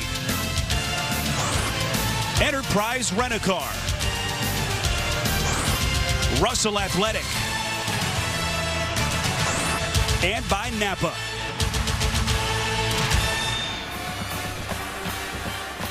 Time now for our Aflac trivia question. Last year, Cam Newton became the third Auburn Tiger to win the Heisman Trophy. Who was Auburn's first Heisman winner? Our score here in Columbia, South Carolina. Auburn 9, South Carolina 6. As Steve Berline ponders that trivia question. 11:26 to play early in this third quarter. You see some of the notables and what they have done today. Stephen Garcia is still struggling. But Michael Dyer now, Steve, approaching the century mark. Also a touchdown. That's the key right there, though. Holding Marcus Lattimore to 36 yards in the first half. I'll tell you, Auburn has his number, though. You look at what he did last year. He only averaged in the 2 games they played last year 59 yards a game, a 3.9 average. So Auburn knows something about shutting down Marcus Lattimore. It's not like they haven't done this before. Only Oregon's LaMichael James averages more rushing yards per game than Lattimore. Better than 152 per game. But today hasn't had much going. Garcia throws near side. It's caught on the sideline at about the 23-yard line. That's Bruce Ellington, the redshirt freshman. Picks up 13 yards and a first down for the Gamecocks. And that's big for Stephen Garcia. Coming out of his own end zone again, like they spent most of the first half backed up. But to come out and hit his first pass like that, a nice pickup, that's really important to get him some confidence going here. Garcia from the shotgun. This is 1st and 10 from the 25. Lattimore, draw play, lunges forward, lost the football. It looked as though it came after he hit the turf. No signal from the referee. And it will be South Carolina football. And second down. And Gene Chizik was lobbying hard for the fumble here, but I think it was pretty clear that Marcus Lattimore was on the ground before that ball came out. Yeah, no doubt about it. This is 2nd and 4. Lattimore out past the 30 as we go to New York and Tim Brando for a Heisman Watch presented by Nissan. Spiro, Steve, no better defensive player worthy of Heisman consideration than Tyrann Mathieu. Today, he set an LSU record for career forced fumbles with 2 strips, one of which led to this 23-yard scoop in the third that helped LSU beat Kentucky and stay undefeated. Our late game tonight, you will see Trent Richardson of the Crimson Tide visit the Swamp on CBS, and Andrew Luck, meantime, at Stanford will be on hand to take on UCLA. Tim, thanks. South Carolina running a quick play here. We're under 10 minutes left in the third. And Steve, you can hear the boos here from the home fans, better than 80,000. Yeah, I'm not quite sure what South Carolina was trying to accomplish there. It was 3rd and a long 3, almost 4 yards, and tried to catch Auburn off guard with a quick snap. That did not work. Obviously, we're in a punt situation again for South Carolina.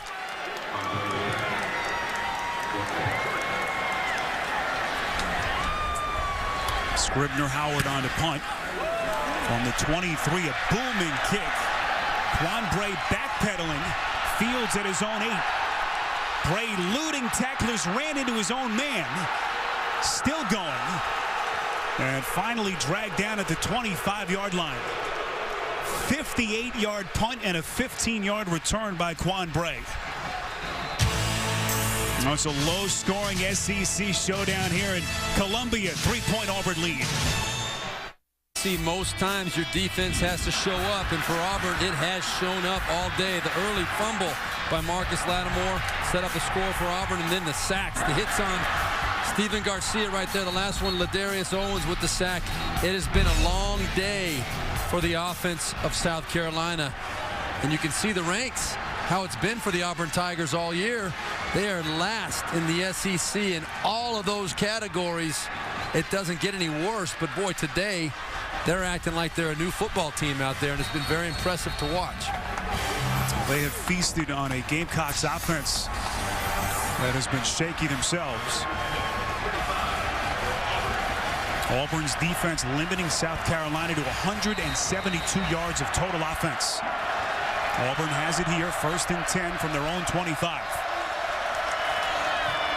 Try to play action, rolling out, completes to the sideline. That's Quindarius Carr, the senior from Huntsville, Alabama. Well, this is the way it's been going for Auburn to this point today. Boy, nice catch getting down. Definitely had his hands underneath the football, no doubt. Way to pull it in. They pick up 7, 2nd and 3 from the 32. This is Dyer. Dyer gang tackled. Picks up maybe a yard, and now Dyer looks like he's hurt.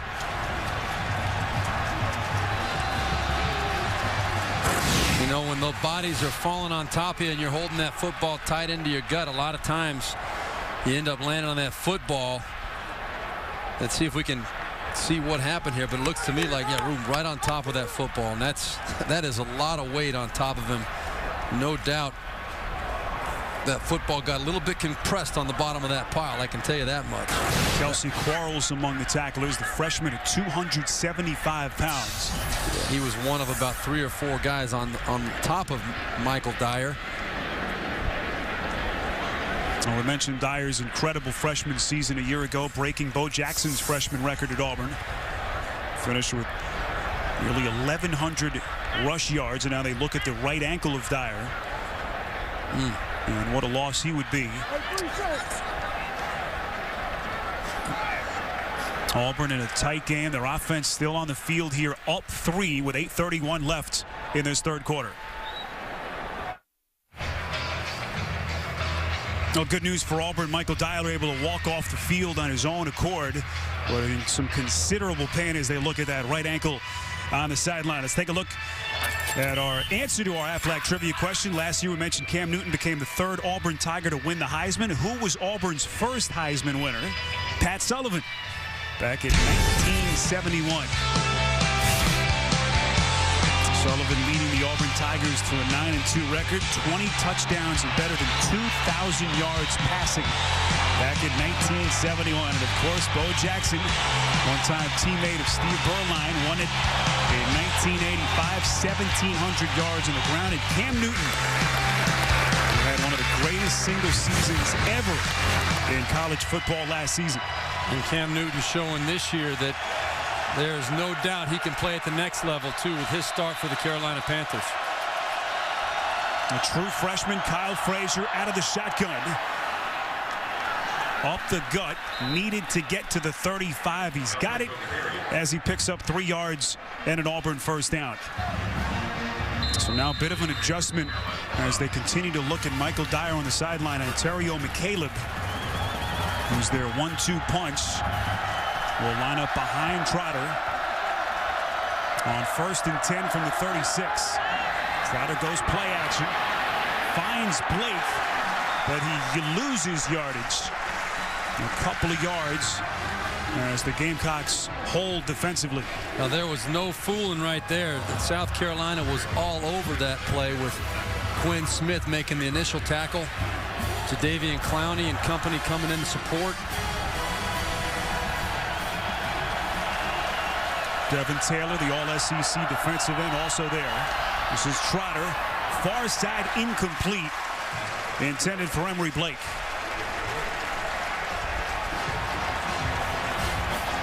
Total yards in this game. South Carolina just at 172. As now the Tigers facing a 3rd and 12.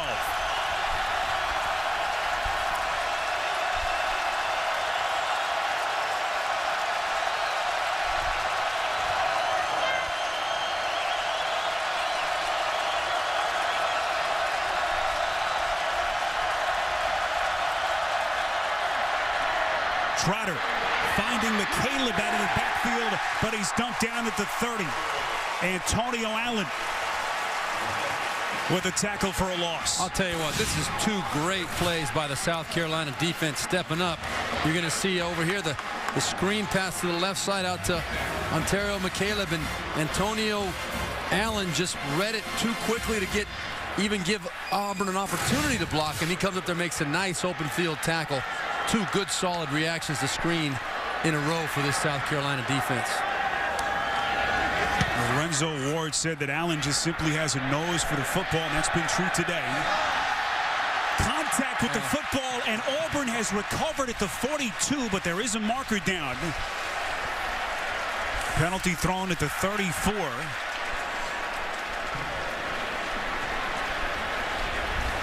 Stephon Gilmore, the man back deep to return. Our referee here, Matt Moore. Kick catch interference. Number 31 of the kicking team. 15-yard penalty from the spot of the foul. First down. Trent Fisher, the redshirt freshman, whistled for the penalty. Well, you can see the obvious fair catch right there. And, yep, contact made. Trent Fisher can't do that. That about gave everybody in this stadium a heart attack because of the fact that they knew it was a live ball if there was not a penalty.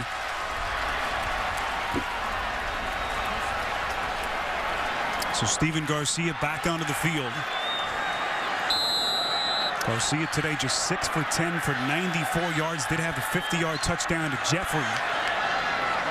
But has also thrown his 8th pick of the season. Garcia has time.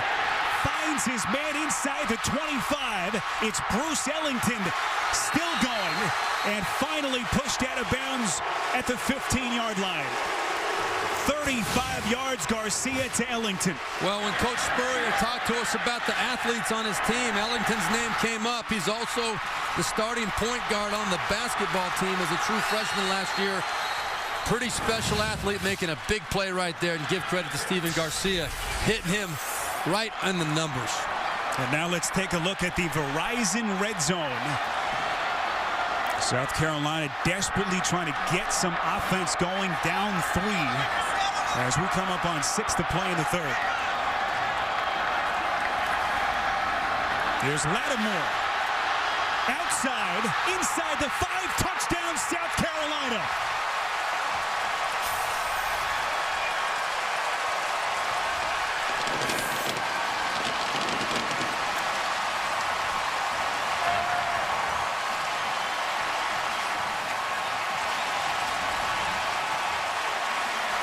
Lattimore goes 15 yards and the Gamecocks retake the lead. And that was a statement drive by South Carolina right there. 2 big plays right in a row saying we're going to take control of this game right now. Well, the point afters haven't been easy today. Jay Wooten is good. And South Carolina has a 4-point lead. Look at the play off the left side. No doubt about it. Marcus Lattimore was not going to be denied.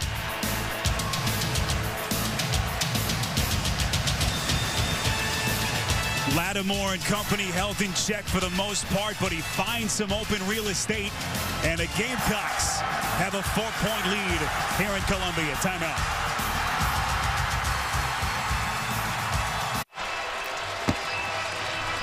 South Carolina back in front of 13-9 here in Columbia with 5:58 left in the 3rd. Monday, the only thing these 2 girls have in common is that they're broke. See why 2 Broke Girls is TV's #1 news show. 2 Broke Girls, Monday after How I Met Your Mother, only on CBS. South Carolina into the red zone for the first time all day, and Marcus Lattimore able to punch it in from 15 yards out, and this place is literally shaking right now with the Gamecocks up 13-9. And what do you do, Spiro, when you need someone to step up and make a play? You go to your best playmaker. Marcus Lattimore answering the bell with his 10th touchdown of the year, doing what he's done for the whole time he's been here at South Carolina, just saying, put it on my shoulders. I can take it.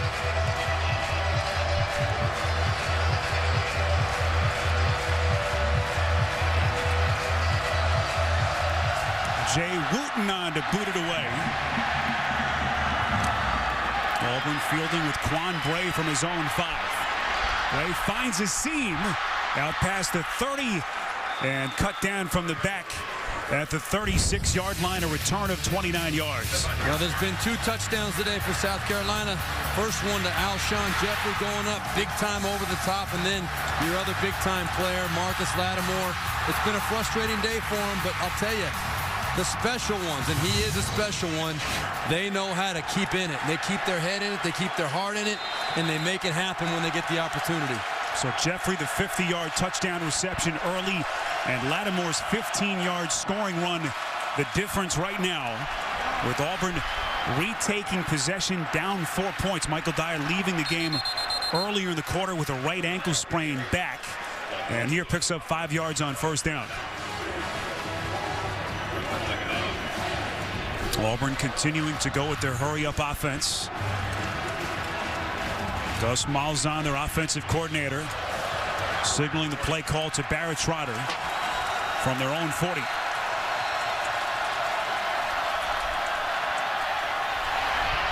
Trotter finds Bray out past the 45, and enough for the Auburn first down. Let's get an update on that injury to Dyer onto the field with Otis Livingston. Well, Michael Dyer is back in the ball game. They checked his ankle, rewrapped it. He was in obvious pain, but jogged up and down the sideline trying to work it out, and he's back out on the field. Otis thanks Dyer now to 84 yards on the ground today. Kyle Frazier, the freshman, back under center.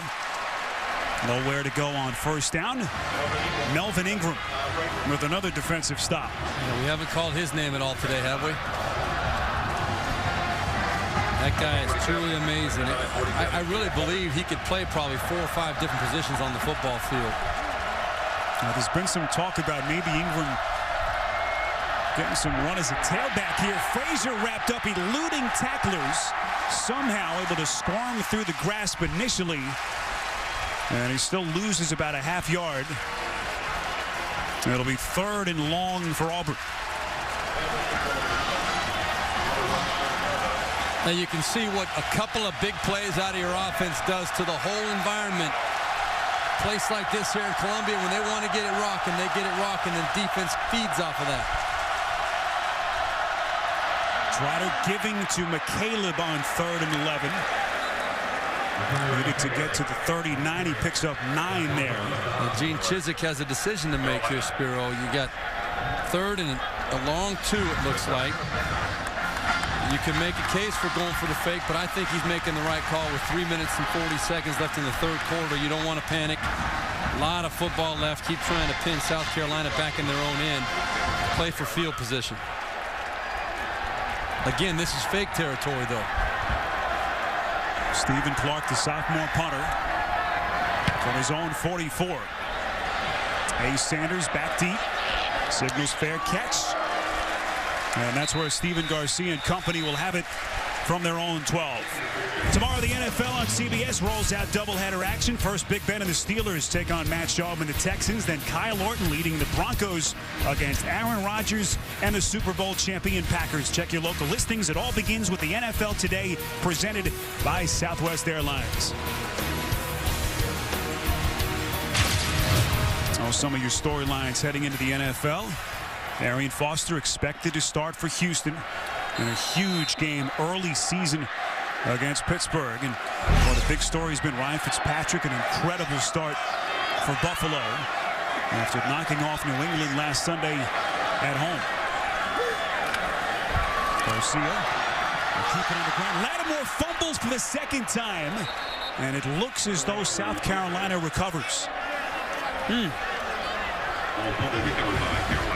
Lattimore lost the fumble in the first half.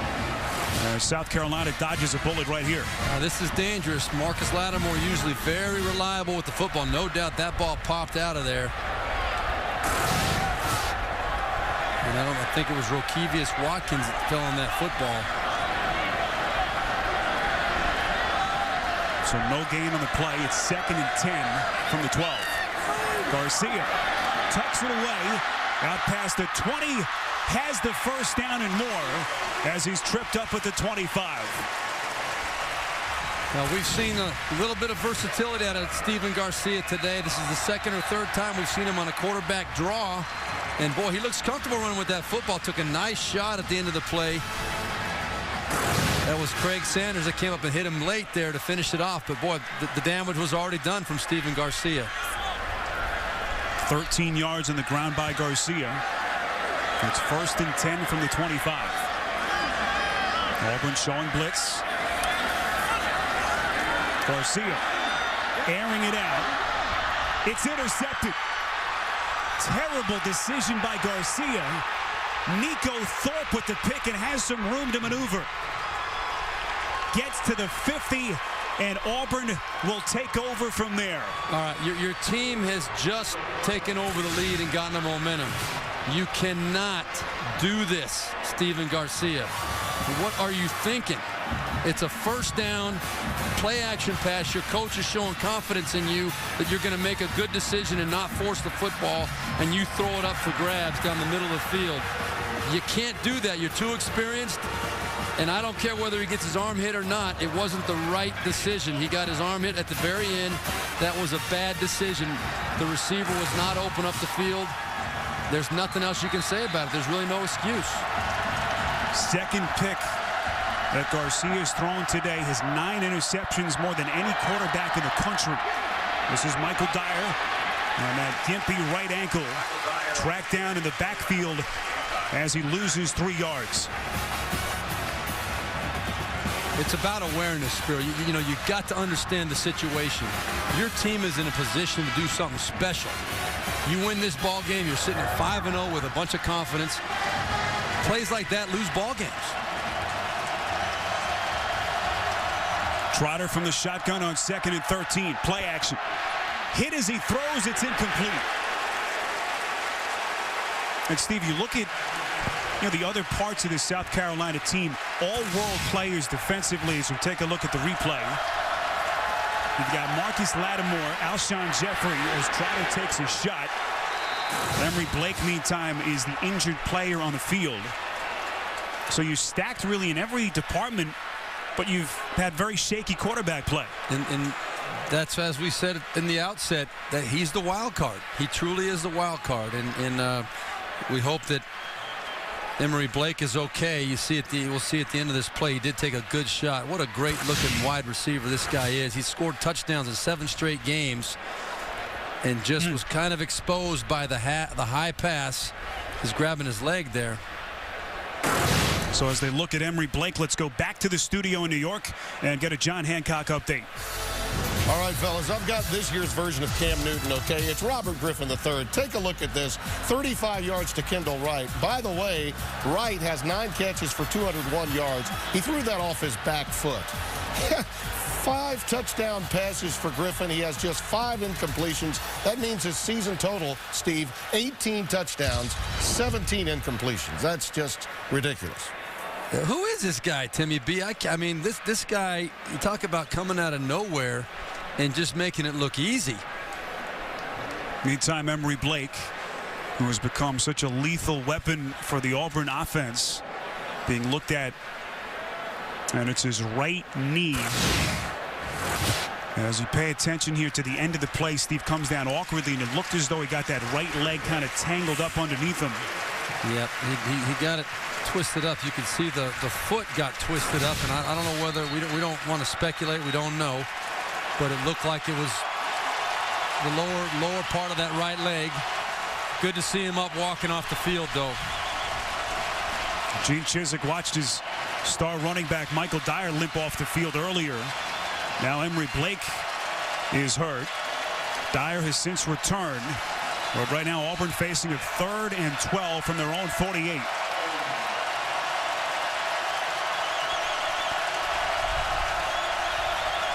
Philip Lutzenkirchen, the H-back, sprinting onto the field. Trotter trying to get him the play call here with 1:08 left in the quarter. Trotter surveys the field. It's intercepted. It's picked off as Trotter makes a terrible mistake. South Carolina then fumbles the football. Lutzenkirchen falls on it. And it's Auburn football. It was C.C. Whitlock on the pick, and then he coughed it up. You have got to be kidding me. This is a terrible throw by Barrett Trotter. You see, I don't know what he was looking at, but he hit C.C. Whitlock right in the chest. He didn't even see him, I don't think. And then C.C. Whitlock with a nice return. He's got to protect that football. You're a running back now. Protect that ball. Comes on out and then back to Lutzenkirchen to recover it. Just a very fortunate play for Auburn because it was a terrible decision by Barrett Trotter. And C.C. Whitlock, that ball was stripped and recovered by Lutzenkirchen. What a great play. And now Melvin Ingram is being looked at on a 50. South Carolina's defensive star. All he's done today has been 7 tackles, 3.5 sacks, and a pick. 11 QB pressures.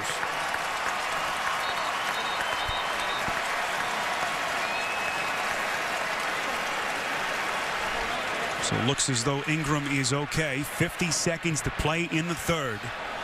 And South Carolina in front 13-9. Well, we haven't seen many points today, but it has been wild back and forth.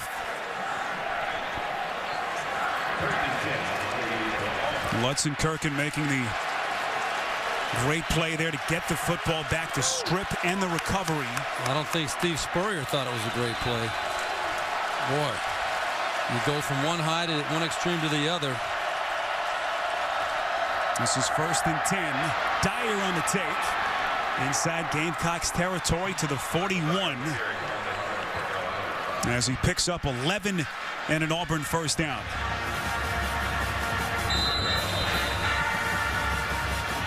Spiro Dedes, Steve Berline, Otis Livingston from Columbia.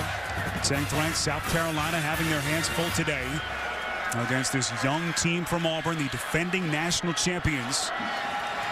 Their first road test of the season in the SEC. Right now, 1st and 10 from the 41. Michael Dyer up the gut. Inside the 40, down to the 38. Picks up 2 as we reach the end of the quarter. We are through 3 here in Columbia with your score. South Carolina 13 and Auburn 9. We'll return to Williams-Brice Stadium after this message and a word from your local station. This is the Home Depot SEC on CBS.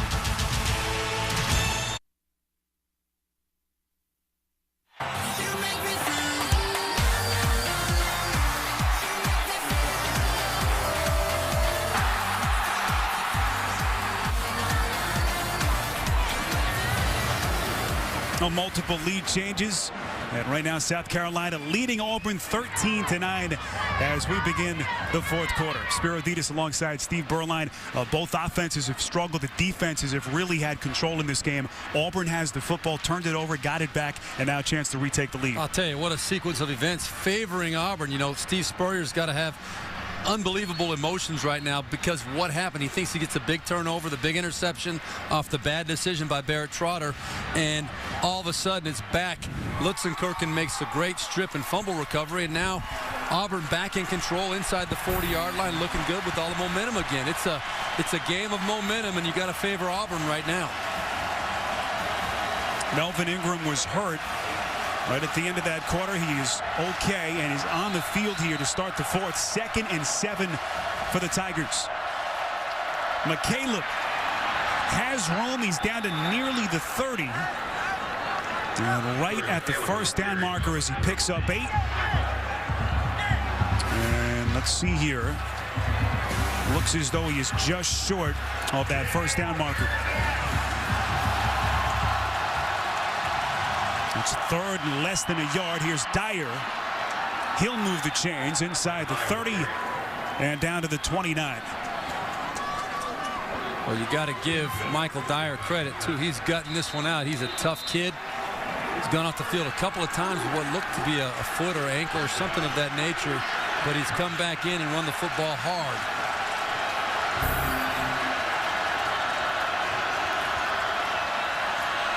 Trotter giving to Dyer. Dyer, second burst. He's still going.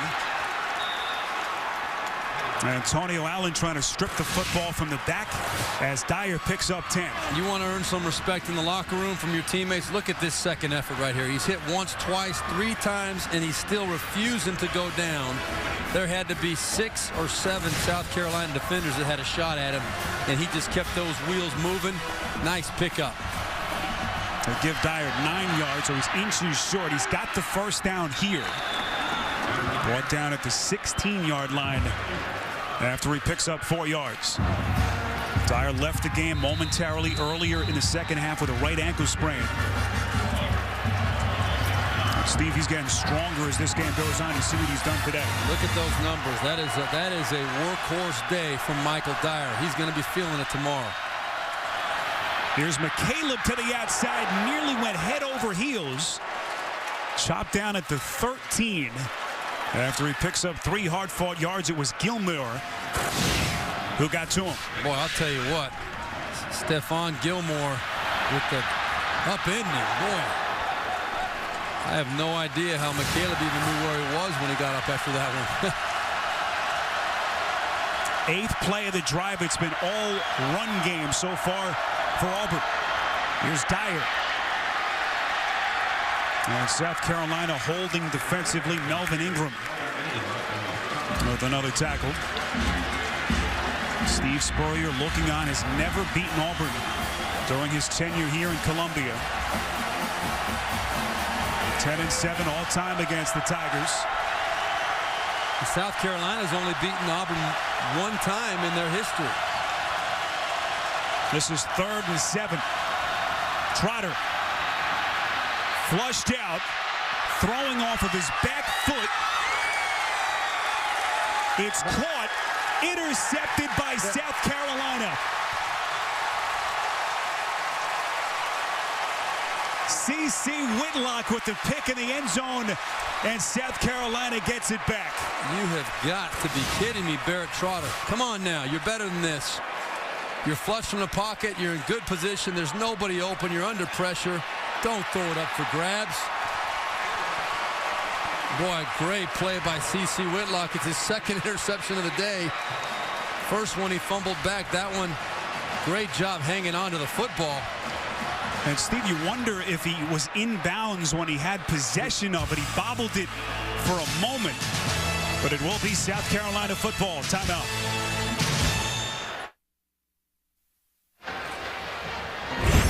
And now it's time for our Geico game recap. Scoring summary. Cody Parkey starting things for Auburn. 21-yard field goal. Stephen Garcia, one of his few positive plays today, finding Alshon Jeffrey for the 50-yard touchdown play in the first half, giving South Carolina its first lead. Their point after was blocked, and then Michael Dyer going airborne to answer for Auburn. But a back-and-forth game it's been all day. 15-yard run for the touchdown. Marcus Lattimore. And that is where we stand right now, 13-9, South Carolina, with 12:15 remaining in the 4th quarter. Officials are reviewing the interception by C.C. Whitlock, and the call will stand as the Gamecocks will get it from their own 20-yard line. Well, what a tremendous play by C.C. Whitlock. Again, one of those plays that when you look at it, you say, how can you call it one way or the other? But it was ruled as a touchdown on the field, so they would never overturn that. And Steve, Barrett Trotter has played well for the most part, but has made a couple of costly mistakes. And that one could come back to haunt the Tigers. They're now down 4. Early stages of the 4th. 1st and 10, South Carolina. Trotter watches here as Garcia works from the shotgun.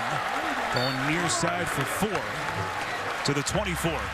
Well, you know, Spiro, this has been really a case of which quarterback wants to give it up more than the other, or which one doesn't want to win more than the other, because both quarterbacks have made several questionable decisions with the opportunity to make good plays, to make big plays and really control the game. They've basically handed it to their opposing team.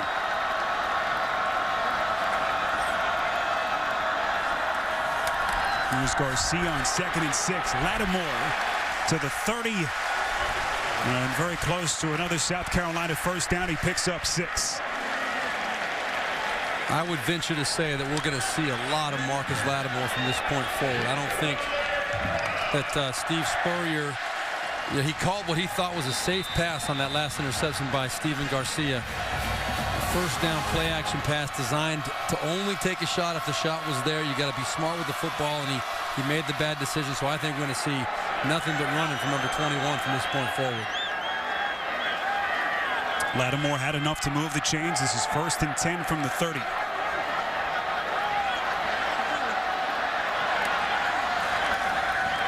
Garcia goes fade, trying to find Jeffrey on the sideline too far in front. It'll be 2nd and 10. Told you about Garcia's tough week. The emotional news that his grandfather had passed away earlier this week in Tampa. Trying to put all that aside. Steve, it's tough to play quarterback under normal circumstances.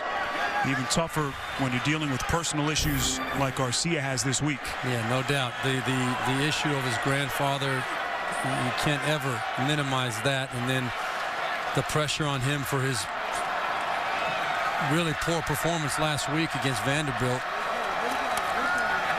Here's Garcia. Pocket collapses. He's sacked. Back at the 28-yard line, they lose a couple. And it'll be 3rd and long. Well, I'm surprised that, you know, I made a pretty strong statement. I didn't think we'd see Garcia throwing the ball much anymore. And all of a sudden, 2 throws in a row, or 2 attempted passes in a row. Well, they had protected Garcia over the first 4 games. Different story today, as this Auburn defense that had been poor through the first 4 weeks, a complete 180 here in Columbia. This is Garcia on 3rd and 11. Hit as he released, incomplete, trying to find Lattimore. Well, he can't put that on Garcia. He took a shot on that one. It was a screen pass, one of those passes again where the offense just lets the pass rush go through, and Darren Bates, number 25, had a clean run at Steven Garcia. No chance to get that ball off.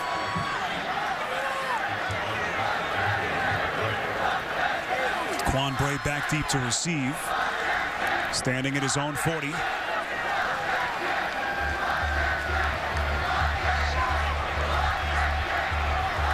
Sixth punt today by the Gamecocks.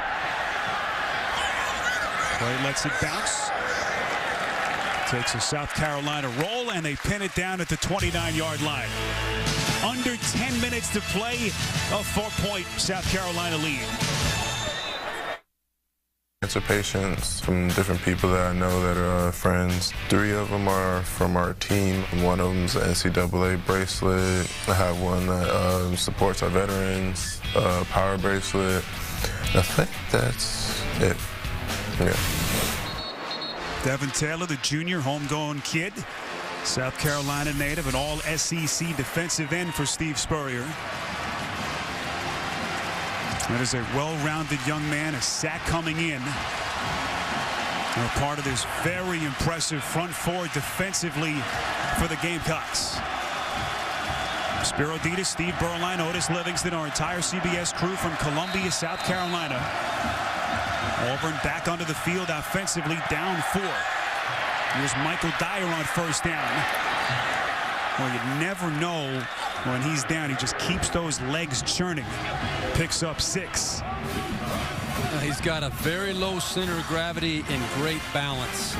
And that's what keeps him just kind of bouncing off of people. In 244 career carries coming in this game, only 12 times was he hit for a loss.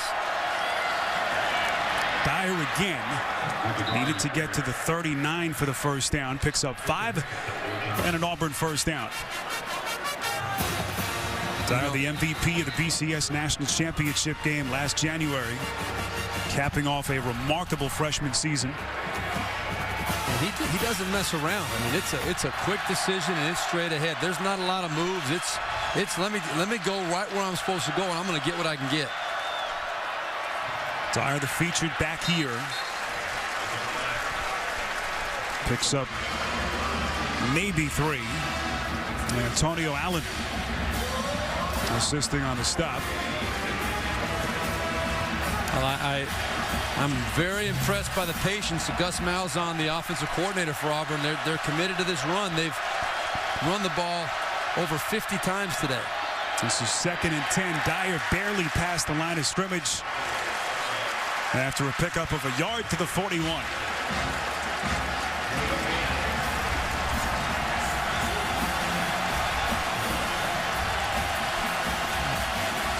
Well, you got a big 3rd down here. South Carolina's going to bring it with that front 4. Trotter from the shotgun on 3rd and 9. Auburn today 6 of 15 on 3rd downs.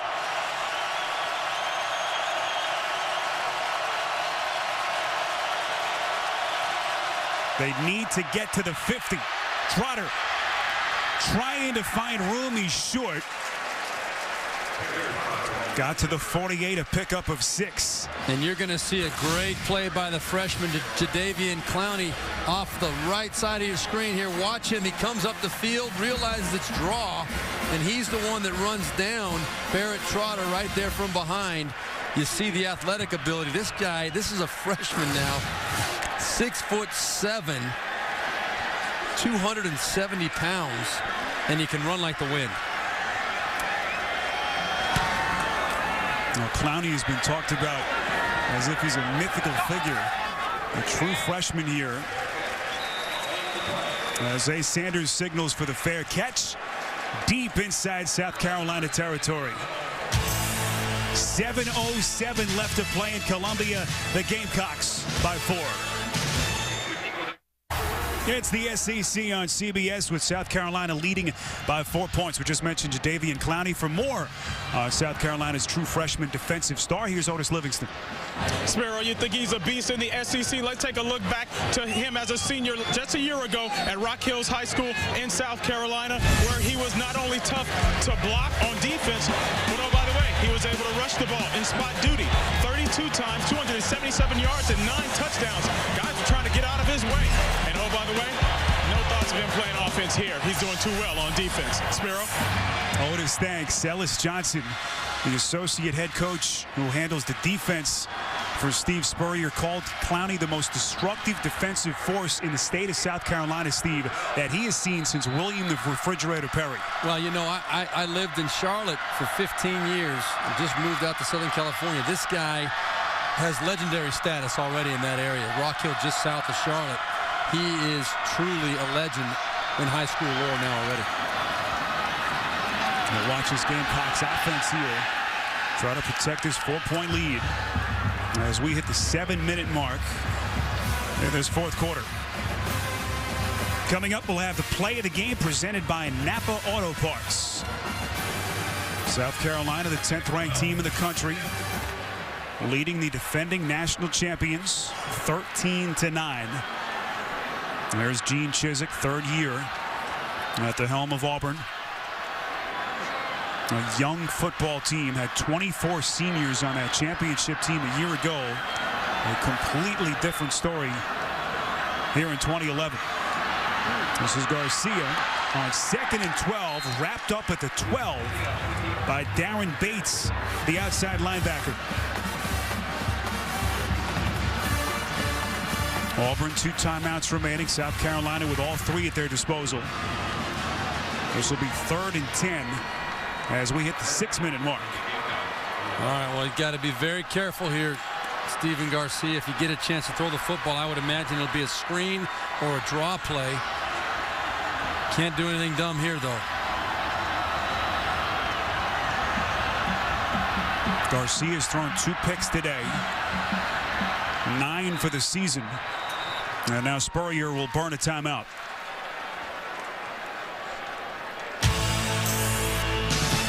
Down to 5:42 to play. South Carolina with a 4-point lead. Trent Richardson and the Crimson Tide against Chris Rainey and the Florida Gators. They'll kick tonight, 8 o'clock Eastern time. All that speed, both sides of the football on full display tonight. And you can definitely see that these guys are both dual threats. They catch the ball, they run the ball, they're scoring machines. Trent Richardson, 9 touchdowns. Tied for the SEC lead with Marcus Lattimore coming into today. Well, Lattimore, a slow start here, but has come on. 15-yard touchdown run in the second half.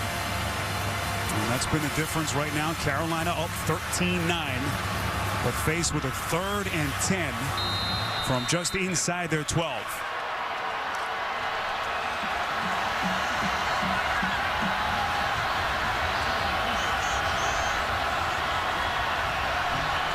Right there, Alshon Jeffrey going to have a nice matchup on him. Garcia under pressure, incomplete. Everyone gasping as Garcia threw that from his back foot as the Gamecocks will punt. Well, you're going to see some pressure on Steven Garcia here for sure. Not a lot of help there up front. That was Mr. Sharvin Bell. So Darren Bates, Steve, you're right. Yep, right up the gut, untouched. Very well called, well-timed blitz by Ted Roof and the Auburn defense right there. Caught South Carolina totally off guard. So Scribner Howard with the punt. And a fair catch by Quan Bray. Let's go to New York and an update with Tim Brando. Ohio State, fellas, was on the brink of being shut out at home for the first time since 1982. But in the closing seconds, Joe Bauserman hit Evan Spencer for a touchdown. Still, Mark D'Antonio, the former Buckeye defensive coordinator on the 0-2 national title team, goes in to get the win, 10-7. Back to you. Tim, thanks. 5:27 left to play, 4th quarter. First win for Michigan State over Ohio State since '99. Barrett Trotter, the man replacing Cam Newton, a redshirt junior, back onto the field with his offense. An auspicious start here.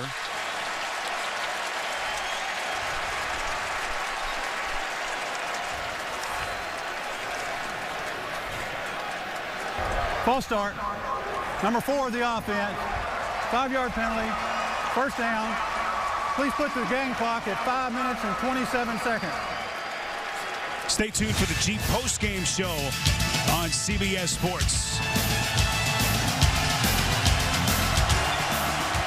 Barrett Trotter's going to have to make some plays through the air. He's only thrown for 82 yards today, 2 interceptions, but at some point, he's got to start making some plays. This is Dyer on 1st and 15, gets to the 40 for a pickup of 2. And when you talk about making plays in the passing game, we do not see Emory Blake out there on the outside. The go-to guy. Gene Chizik said he is the go-to guy for the Auburn offense. And some other younger players are going to have to step up. This is 2nd and 13. They go to a bunch formation. Trotter hit from the back. Underthrows his intended receiver, Trevante Stallworth. So Steve just mentioned Emory Blake, their stud wide receiver, hurting a knee earlier in the half, has yet to return.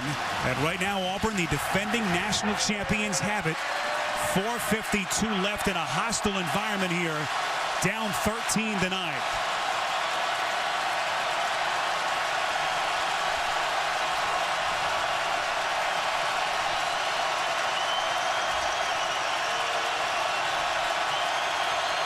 Trotter from the shotgun on 3rd and 13 from the 40. Has time. It's caught inside South Carolina territory. D'Angelo Benton for 15 yards and a first down. That's D'Angelo Benton's 2nd catch of the season. And what a big time right there, coming up with a great coverage by Stephon Gilmore. But what a nice conversion for Auburn. Trotter keeps it on the ground to Dyer on 1st and 10. Picks up 1, maybe 2. Jadavian Clowney got there first for the Gamecocks. Auburn a year ago, a team laden with seniors, a school record 24. Now a young team on the road in conference play for the first time this season. Trotter finding Dyer. Picks up 5. Auburn now well over 80 plays on the day. South Carolina not even 40, so they've doubled the amount of plays. Injured Gamecocks defender is Kelsey Quarles, the tackle. A freshman out of Hodges, South Carolina.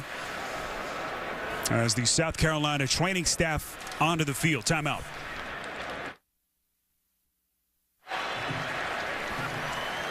Kelsey Quarles, South Carolina native, a freshman for Steve Spurrier. Looks like he's okay. So 4:02 left on the clock. Auburn driving. We'll have it here, Steve. Third down 4 with 2 timeouts left. Well, you're definitely in 4-down territory for Auburn right now. If for some reason they don't pick this up, they'll go for it on 4th down, I'm sure. Kyle Frazier, the freshman, in for a huge play. Keeps it himself. He's right at the marker. And it looks as though he has it, and he does.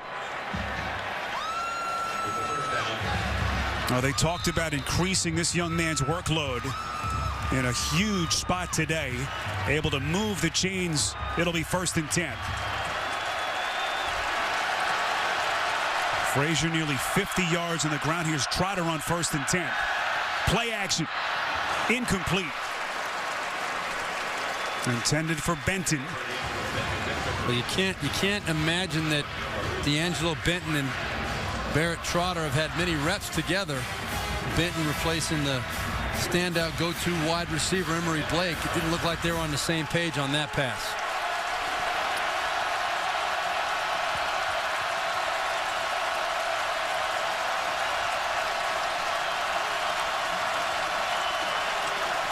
Trotter calls out the play. 2nd and 10 from the Gamecocks 34. Trotter buried in the backfield.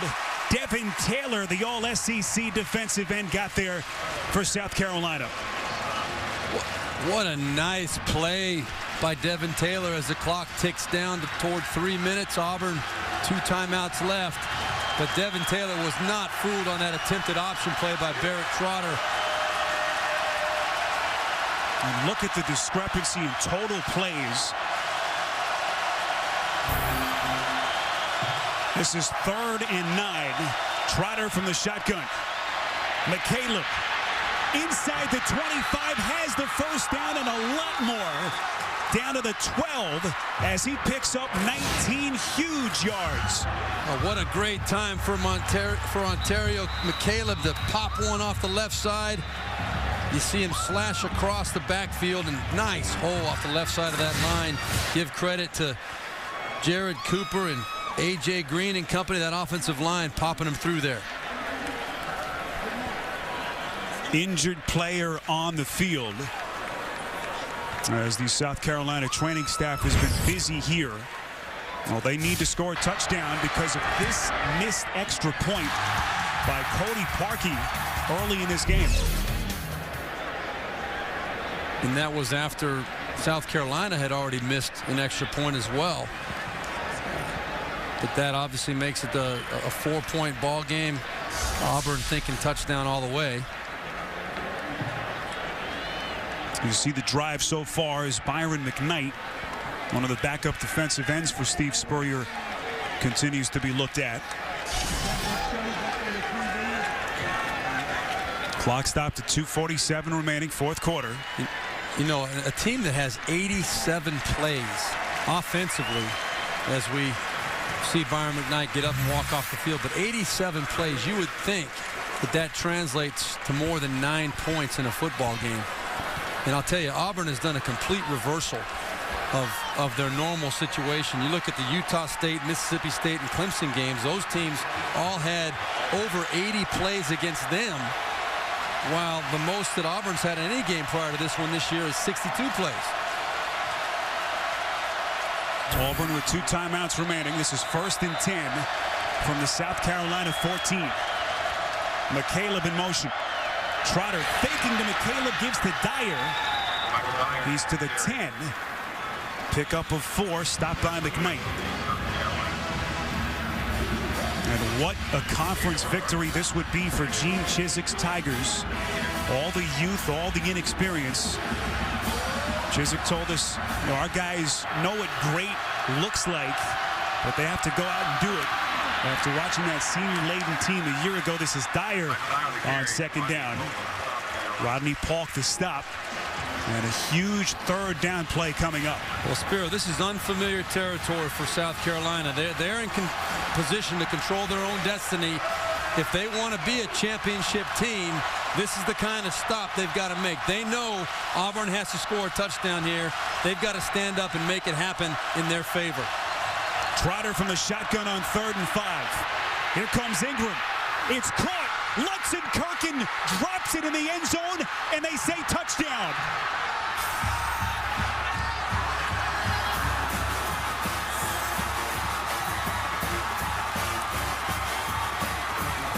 Barry Trotter to Philip Lutzenkirchen on a wild 15-yard pass play, and Auburn has retaken the lead. And look at the shot that Trotter took from Melvin Ingram, and that ball was stripped right as Lutzenkirchen was going into the end zone by South Carolina. You're going to see, watch the shot though off the edge from Melvin Ingram right there. Boom! Barrett Trotter unbelievably gets that ball off, and Lutzenkirchen very fortunate to fall on this ball and gain possession. It's under further review. That ball was knocked out by Reginald Bowens. Lutzenkirchen, I think, controlled it before he went out of bounds. Now, if he didn't, it would obviously be ruled a touchback. That's what Steve Spurrier's hoping for, but I think it's in vain right now. Well, Lutzenkirchen was a scratch last week with injury. And that is Lutzenkirchen's 10th career touchdown, which ties the Auburn all-time tight end record with Robert Johnson. But look at that, just standing in there. Boy, it's tough to play quarterback when there's a guy running free at you like that. But Trotter, not phased. And then great presence by Lutzenkirchen to bring that ball in before he rolled out of bounds, I believe. Great timing for the call, too. The flow way right, and Lutzenkirchen slips underneath, catches South Carolina not playing disciplined football. They got caught up in the flow. What do you think? I don't think there's any doubt he was in. I think he had control of that. Tough to overturn that call. The call in the field is a recovery and touchdown for Auburn. And more, a referee continues to await the official word from the replay booth. But what poise by Barry Trotter, the first-year starter taking over for Cam Newton, redshirt junior. He knew Ingram was coming with everything he had. He stayed in there and made the tough throw to Lutzenkirchen. Well, let's assume that this touchdown stands now. You got 1:38 if you're South Carolina. You can see Lutzenkirchen just slipped underneath, and the ball pops.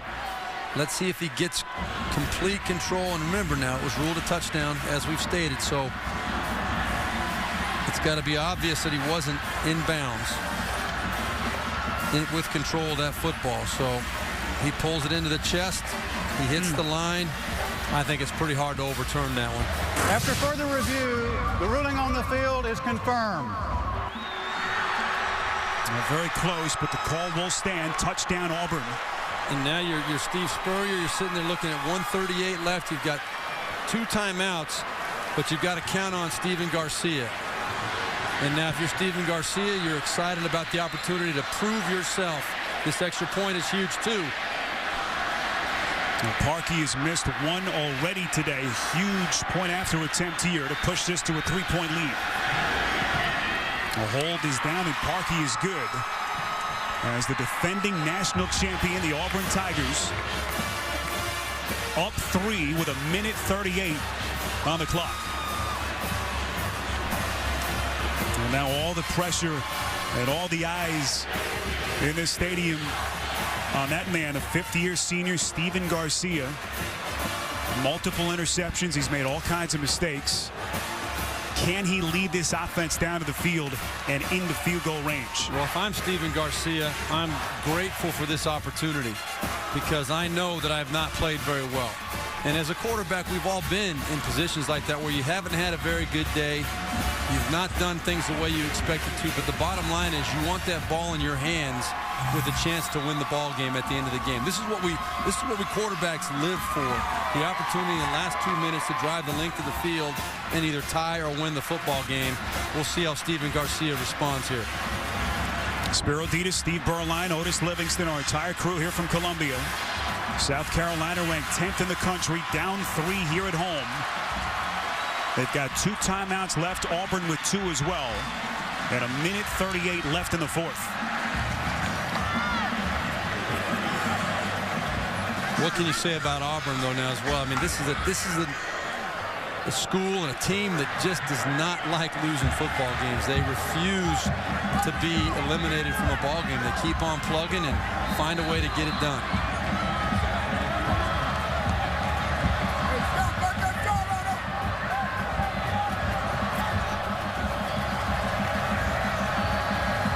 Cody Parkey on the kick.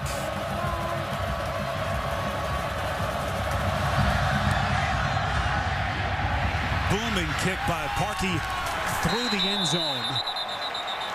As South Carolina will take over with Steven Garcia at their own 20.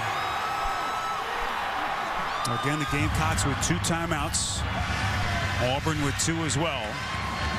Steve, what about strategy here? Well, the strategy is, it is what it is. You're just trying to figure out what your best plays are in this situation, the plays that your quarterback is going to be most comfortable, and give your playmakers a chance to get the ball in space. And most of the time, a 2-minute drive, you'll start with a screen pass or a draw play to your #1 running back. You see Marcus Lattimore in the backfield right there. I would expect a draw or a screen to start this drive. Garcia from the shotgun on 1st and 10 under pressure. Eludes the first tackler, rolling to the sideline. Off balance throw, nearly intercepted by Thorpe. As Alshon Jeffrey may have saved the pick. He really Personal did. foul, roughing the passer, number 13 on the defense, 15 yards from the previous spot, 1st down.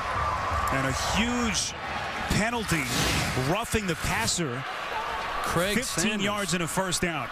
Craig Sanders, number 13, is who they called it on.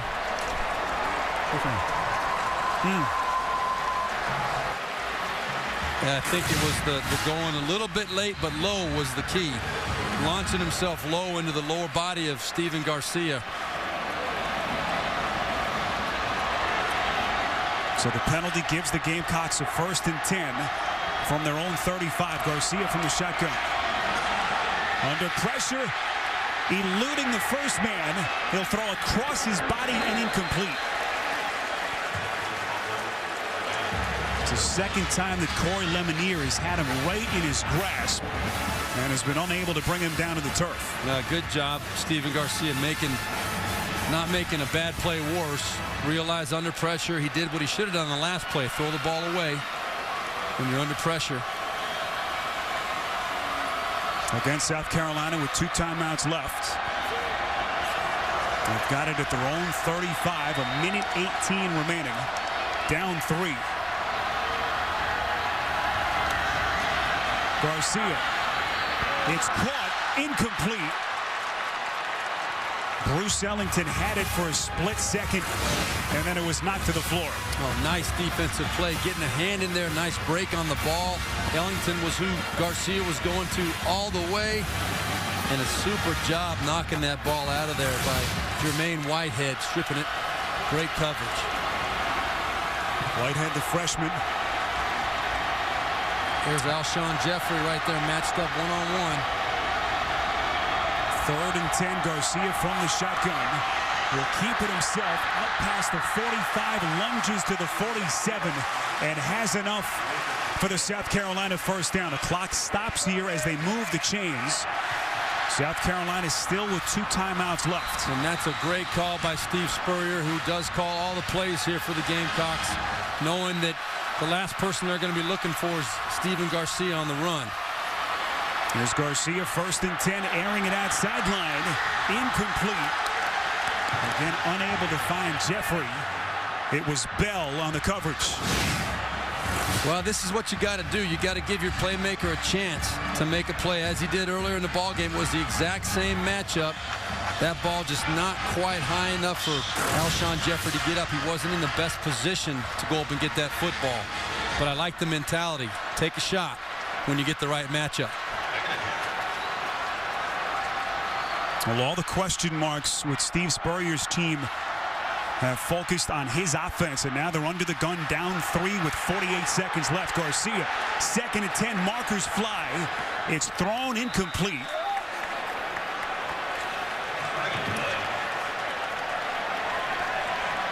So we'll see what the penalty marker is about here. It was holding on the right tackle. And that's a decision that Gene Chidds is going to have to make here. Do you accept it, or do you make it a 2nd and 20? Or do you keep it at 3rd and 10? I think you're going to take the penalty in this situation. Holding, number 78 of the offense. 10-yard penalty from the previous spot. 2nd down.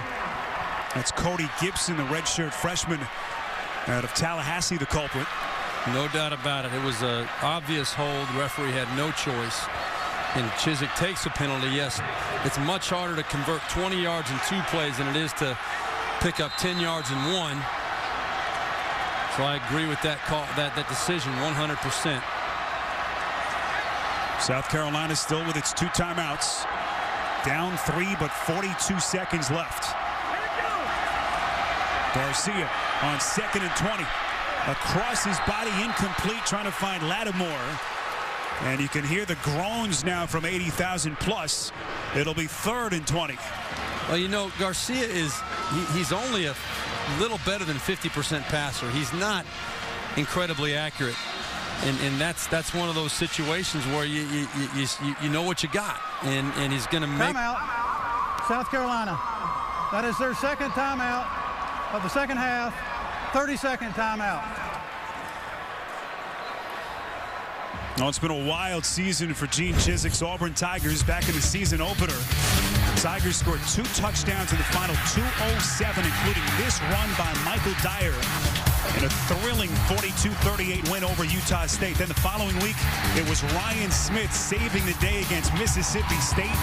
Goal line stand as time expired to preserve a 41-34 win. So a young team, you'd expect them not to be very good in close games. They've been awfully good when the money's been on the table. They act like they are very comfortable in those situations. Now this is the Auburn team that gave up over 600 yards to Clemson in their loss a couple weeks back.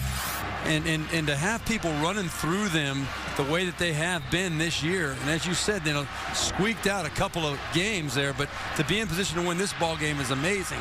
Here you are, 3rd and 20 now on the field. Steven Garcia under control. You hope, if you're South Carolina, that you've got 1 play in you. You got 2 plays to get it, but Steven Garcia's got to make a play or 2 here. South Carolina, 1 timeout left, 3rd and 20 from the 35. Garcia, as whistles blow the play dead. Ace Sanders on the catch. Looks like Auburn has burned a timeout. Timeout, Auburn. That is their 2nd timeout of the 2nd half. It'll be a 30-second timeout. We'll take a look at where Auburn goes from here. They'll play against Arkansas, then the 12th-ranked Gators, followed by a road game at LSU, an awfully tough stretch. Clock to 36 seconds. In time for South Carolina. They've got a golden opportunity. They don't have to face Alabama, Steve, or LSU this season. But they're going to Tennessee, where they're 1-14 in their last 15 times there. That's a tough place for them to win. There is no easy stretch in the SEC, as we know, but you're right. To avoid Alabama and LSU in the same season and to be sitting where they're sitting, this is their golden opportunity to do something they've never done, and they're close to laying an egg here right now. I'm not saying that they can't win this game. 3rd and 20 with 36 seconds left. All they need is a field goal, but the way this offense has been producing today, or not producing today, it's a long shot at best that it's going to happen for them. So South Carolina 4-0 for the first time under Steve Spurrier. Up against it here. 36 seconds left. 3rd and 20. Now, they don't have to get it all in one play here now. They've got one timeout left. They want to get at least half of it back on this play. Garcia going middle, finds Jeffrey inside Auburn territory, and he's right at that first down marker. Well, I love what South Carolina did right there. They can't spike the ball because it's short of the first down. They've got one timeout left, down to 17 seconds. Lattimore up the middle, has the first down, but they must burn the timeout. Only catch the first, so they won't have to burn it. Clock stops automatically. So they'll keep that timeout. Now they'll burn it here with 12 seconds remaining. And Auburn up 3 points. Well, you know, Steve Spurrier had a plan. A great call. I love what they did with Alshon Jeffrey. Put him over on the left side where he has not been hardly at all today, if at all. And Garcia knows where the big man is. He comes across the middle. He's got a matchup against a corner that he has not gone up against today that doesn't know how to play him. That was Darren Bates. As we see Jay Wooten getting ready on the sideline as long as a 49-yarder. But a great job by Garcia and Alshon Jeffrey hooking up on a big pass play and then knowing exactly what to do. Get up to the line. They must have had that second play called in the huddle. Marcus Lattimore gets the first down. But now we're in a situation where you've got 12 seconds. You've got to get at least, you'd like to get about 7 or 8 more yards to give yourself a realistic shot at making this. There's a case to be made. I would have thought in my mind, I was thinking they were going to try and spike the ball because they had time to get up and get set on the line. Then they could have completed the ball anywhere in the field and taken a timeout to set up the kick. But Steve Spurrier had a plan. Not going to question the ball coach. So 10th ranked South Carolina out of timeouts, down 3 with 12 seconds left in regulation. Garcia goes middle, incomplete. 8 seconds remaining. And Spiro, that was the exact same play. And Alshon Jeffrey was open every bit as much as he was the previous play. But we talk about Steven Garcia. He's a 50% passer. He's going to hit one. He's going to miss one. In that situation, he's got to make that throw. That's what you look for, that opportunity. A guy open, you got to make the throw.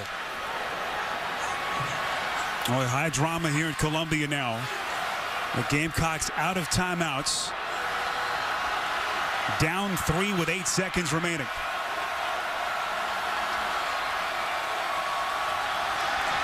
Garcia off balance, throws and completes inside the 30, but they run out of time. It was Bruce Ellington on the reception, but the South Carolina Gamecocks, it appears as though, have run out of time. The conference here at about the 30. The Spurrier's begging for 1 second. He thinks that they got the first down and down with 1 or 2 seconds left on the clock. I think that the time that Garcia took to scramble and throw and then the run after the catch, I think it took up all the time, in my opinion. And if they do get another chance, they are right inside Wooten's field goal range. As we take another look, Ellington with the catch. So he's down with 1 second, but the human element, the referee blowing the whistle, I don't know if they're going to give it back to him. The clock showed 1 when he was down. The referee has informed Spurrier that there will be no time put on the clock, and Auburn has won this game in Columbia. Boy, I'll tell you, he's definitely down with 1 second on the clock. But the question is, when was the whistle blown? When does the play end? So Steve Spurrier dejectedly will walk off the field as South Carolina, the 10th ranked team in the country, is beaten this season for the first time. And let's talk, you look at it and you say there was 1 second left, but the human element and the real time, I don't think there was a chance to stop that play. Time now for the play of the game presented by Napa Auto Parts. Well, the play of the game has to look at Auburn. They had to answer. They had to make a touchdown. They had to score to win this ball game. Perfectly called play, timed and executed. Almost. You had Lutzenkirchen almost let it get away from him, but he pulled it in. Barrett Trotter standing strong in the pocket. Auburn makes the play and wins the ball game. So for Steve Berline and Otis Livingston, this is Spiro Ditas saying so long from Columbia, where your final score, Auburn 16 and South Carolina 13. Tonight at 8 Eastern, it's the Home Depot SEC on CBS as third-ranked Alabama clashes with 12th-ranked Florida. This has been a presentation of CBS Sports, home of the SEC Championship. We'll send you to Tim Brando and the Jeep postgame show right after this word from your local station.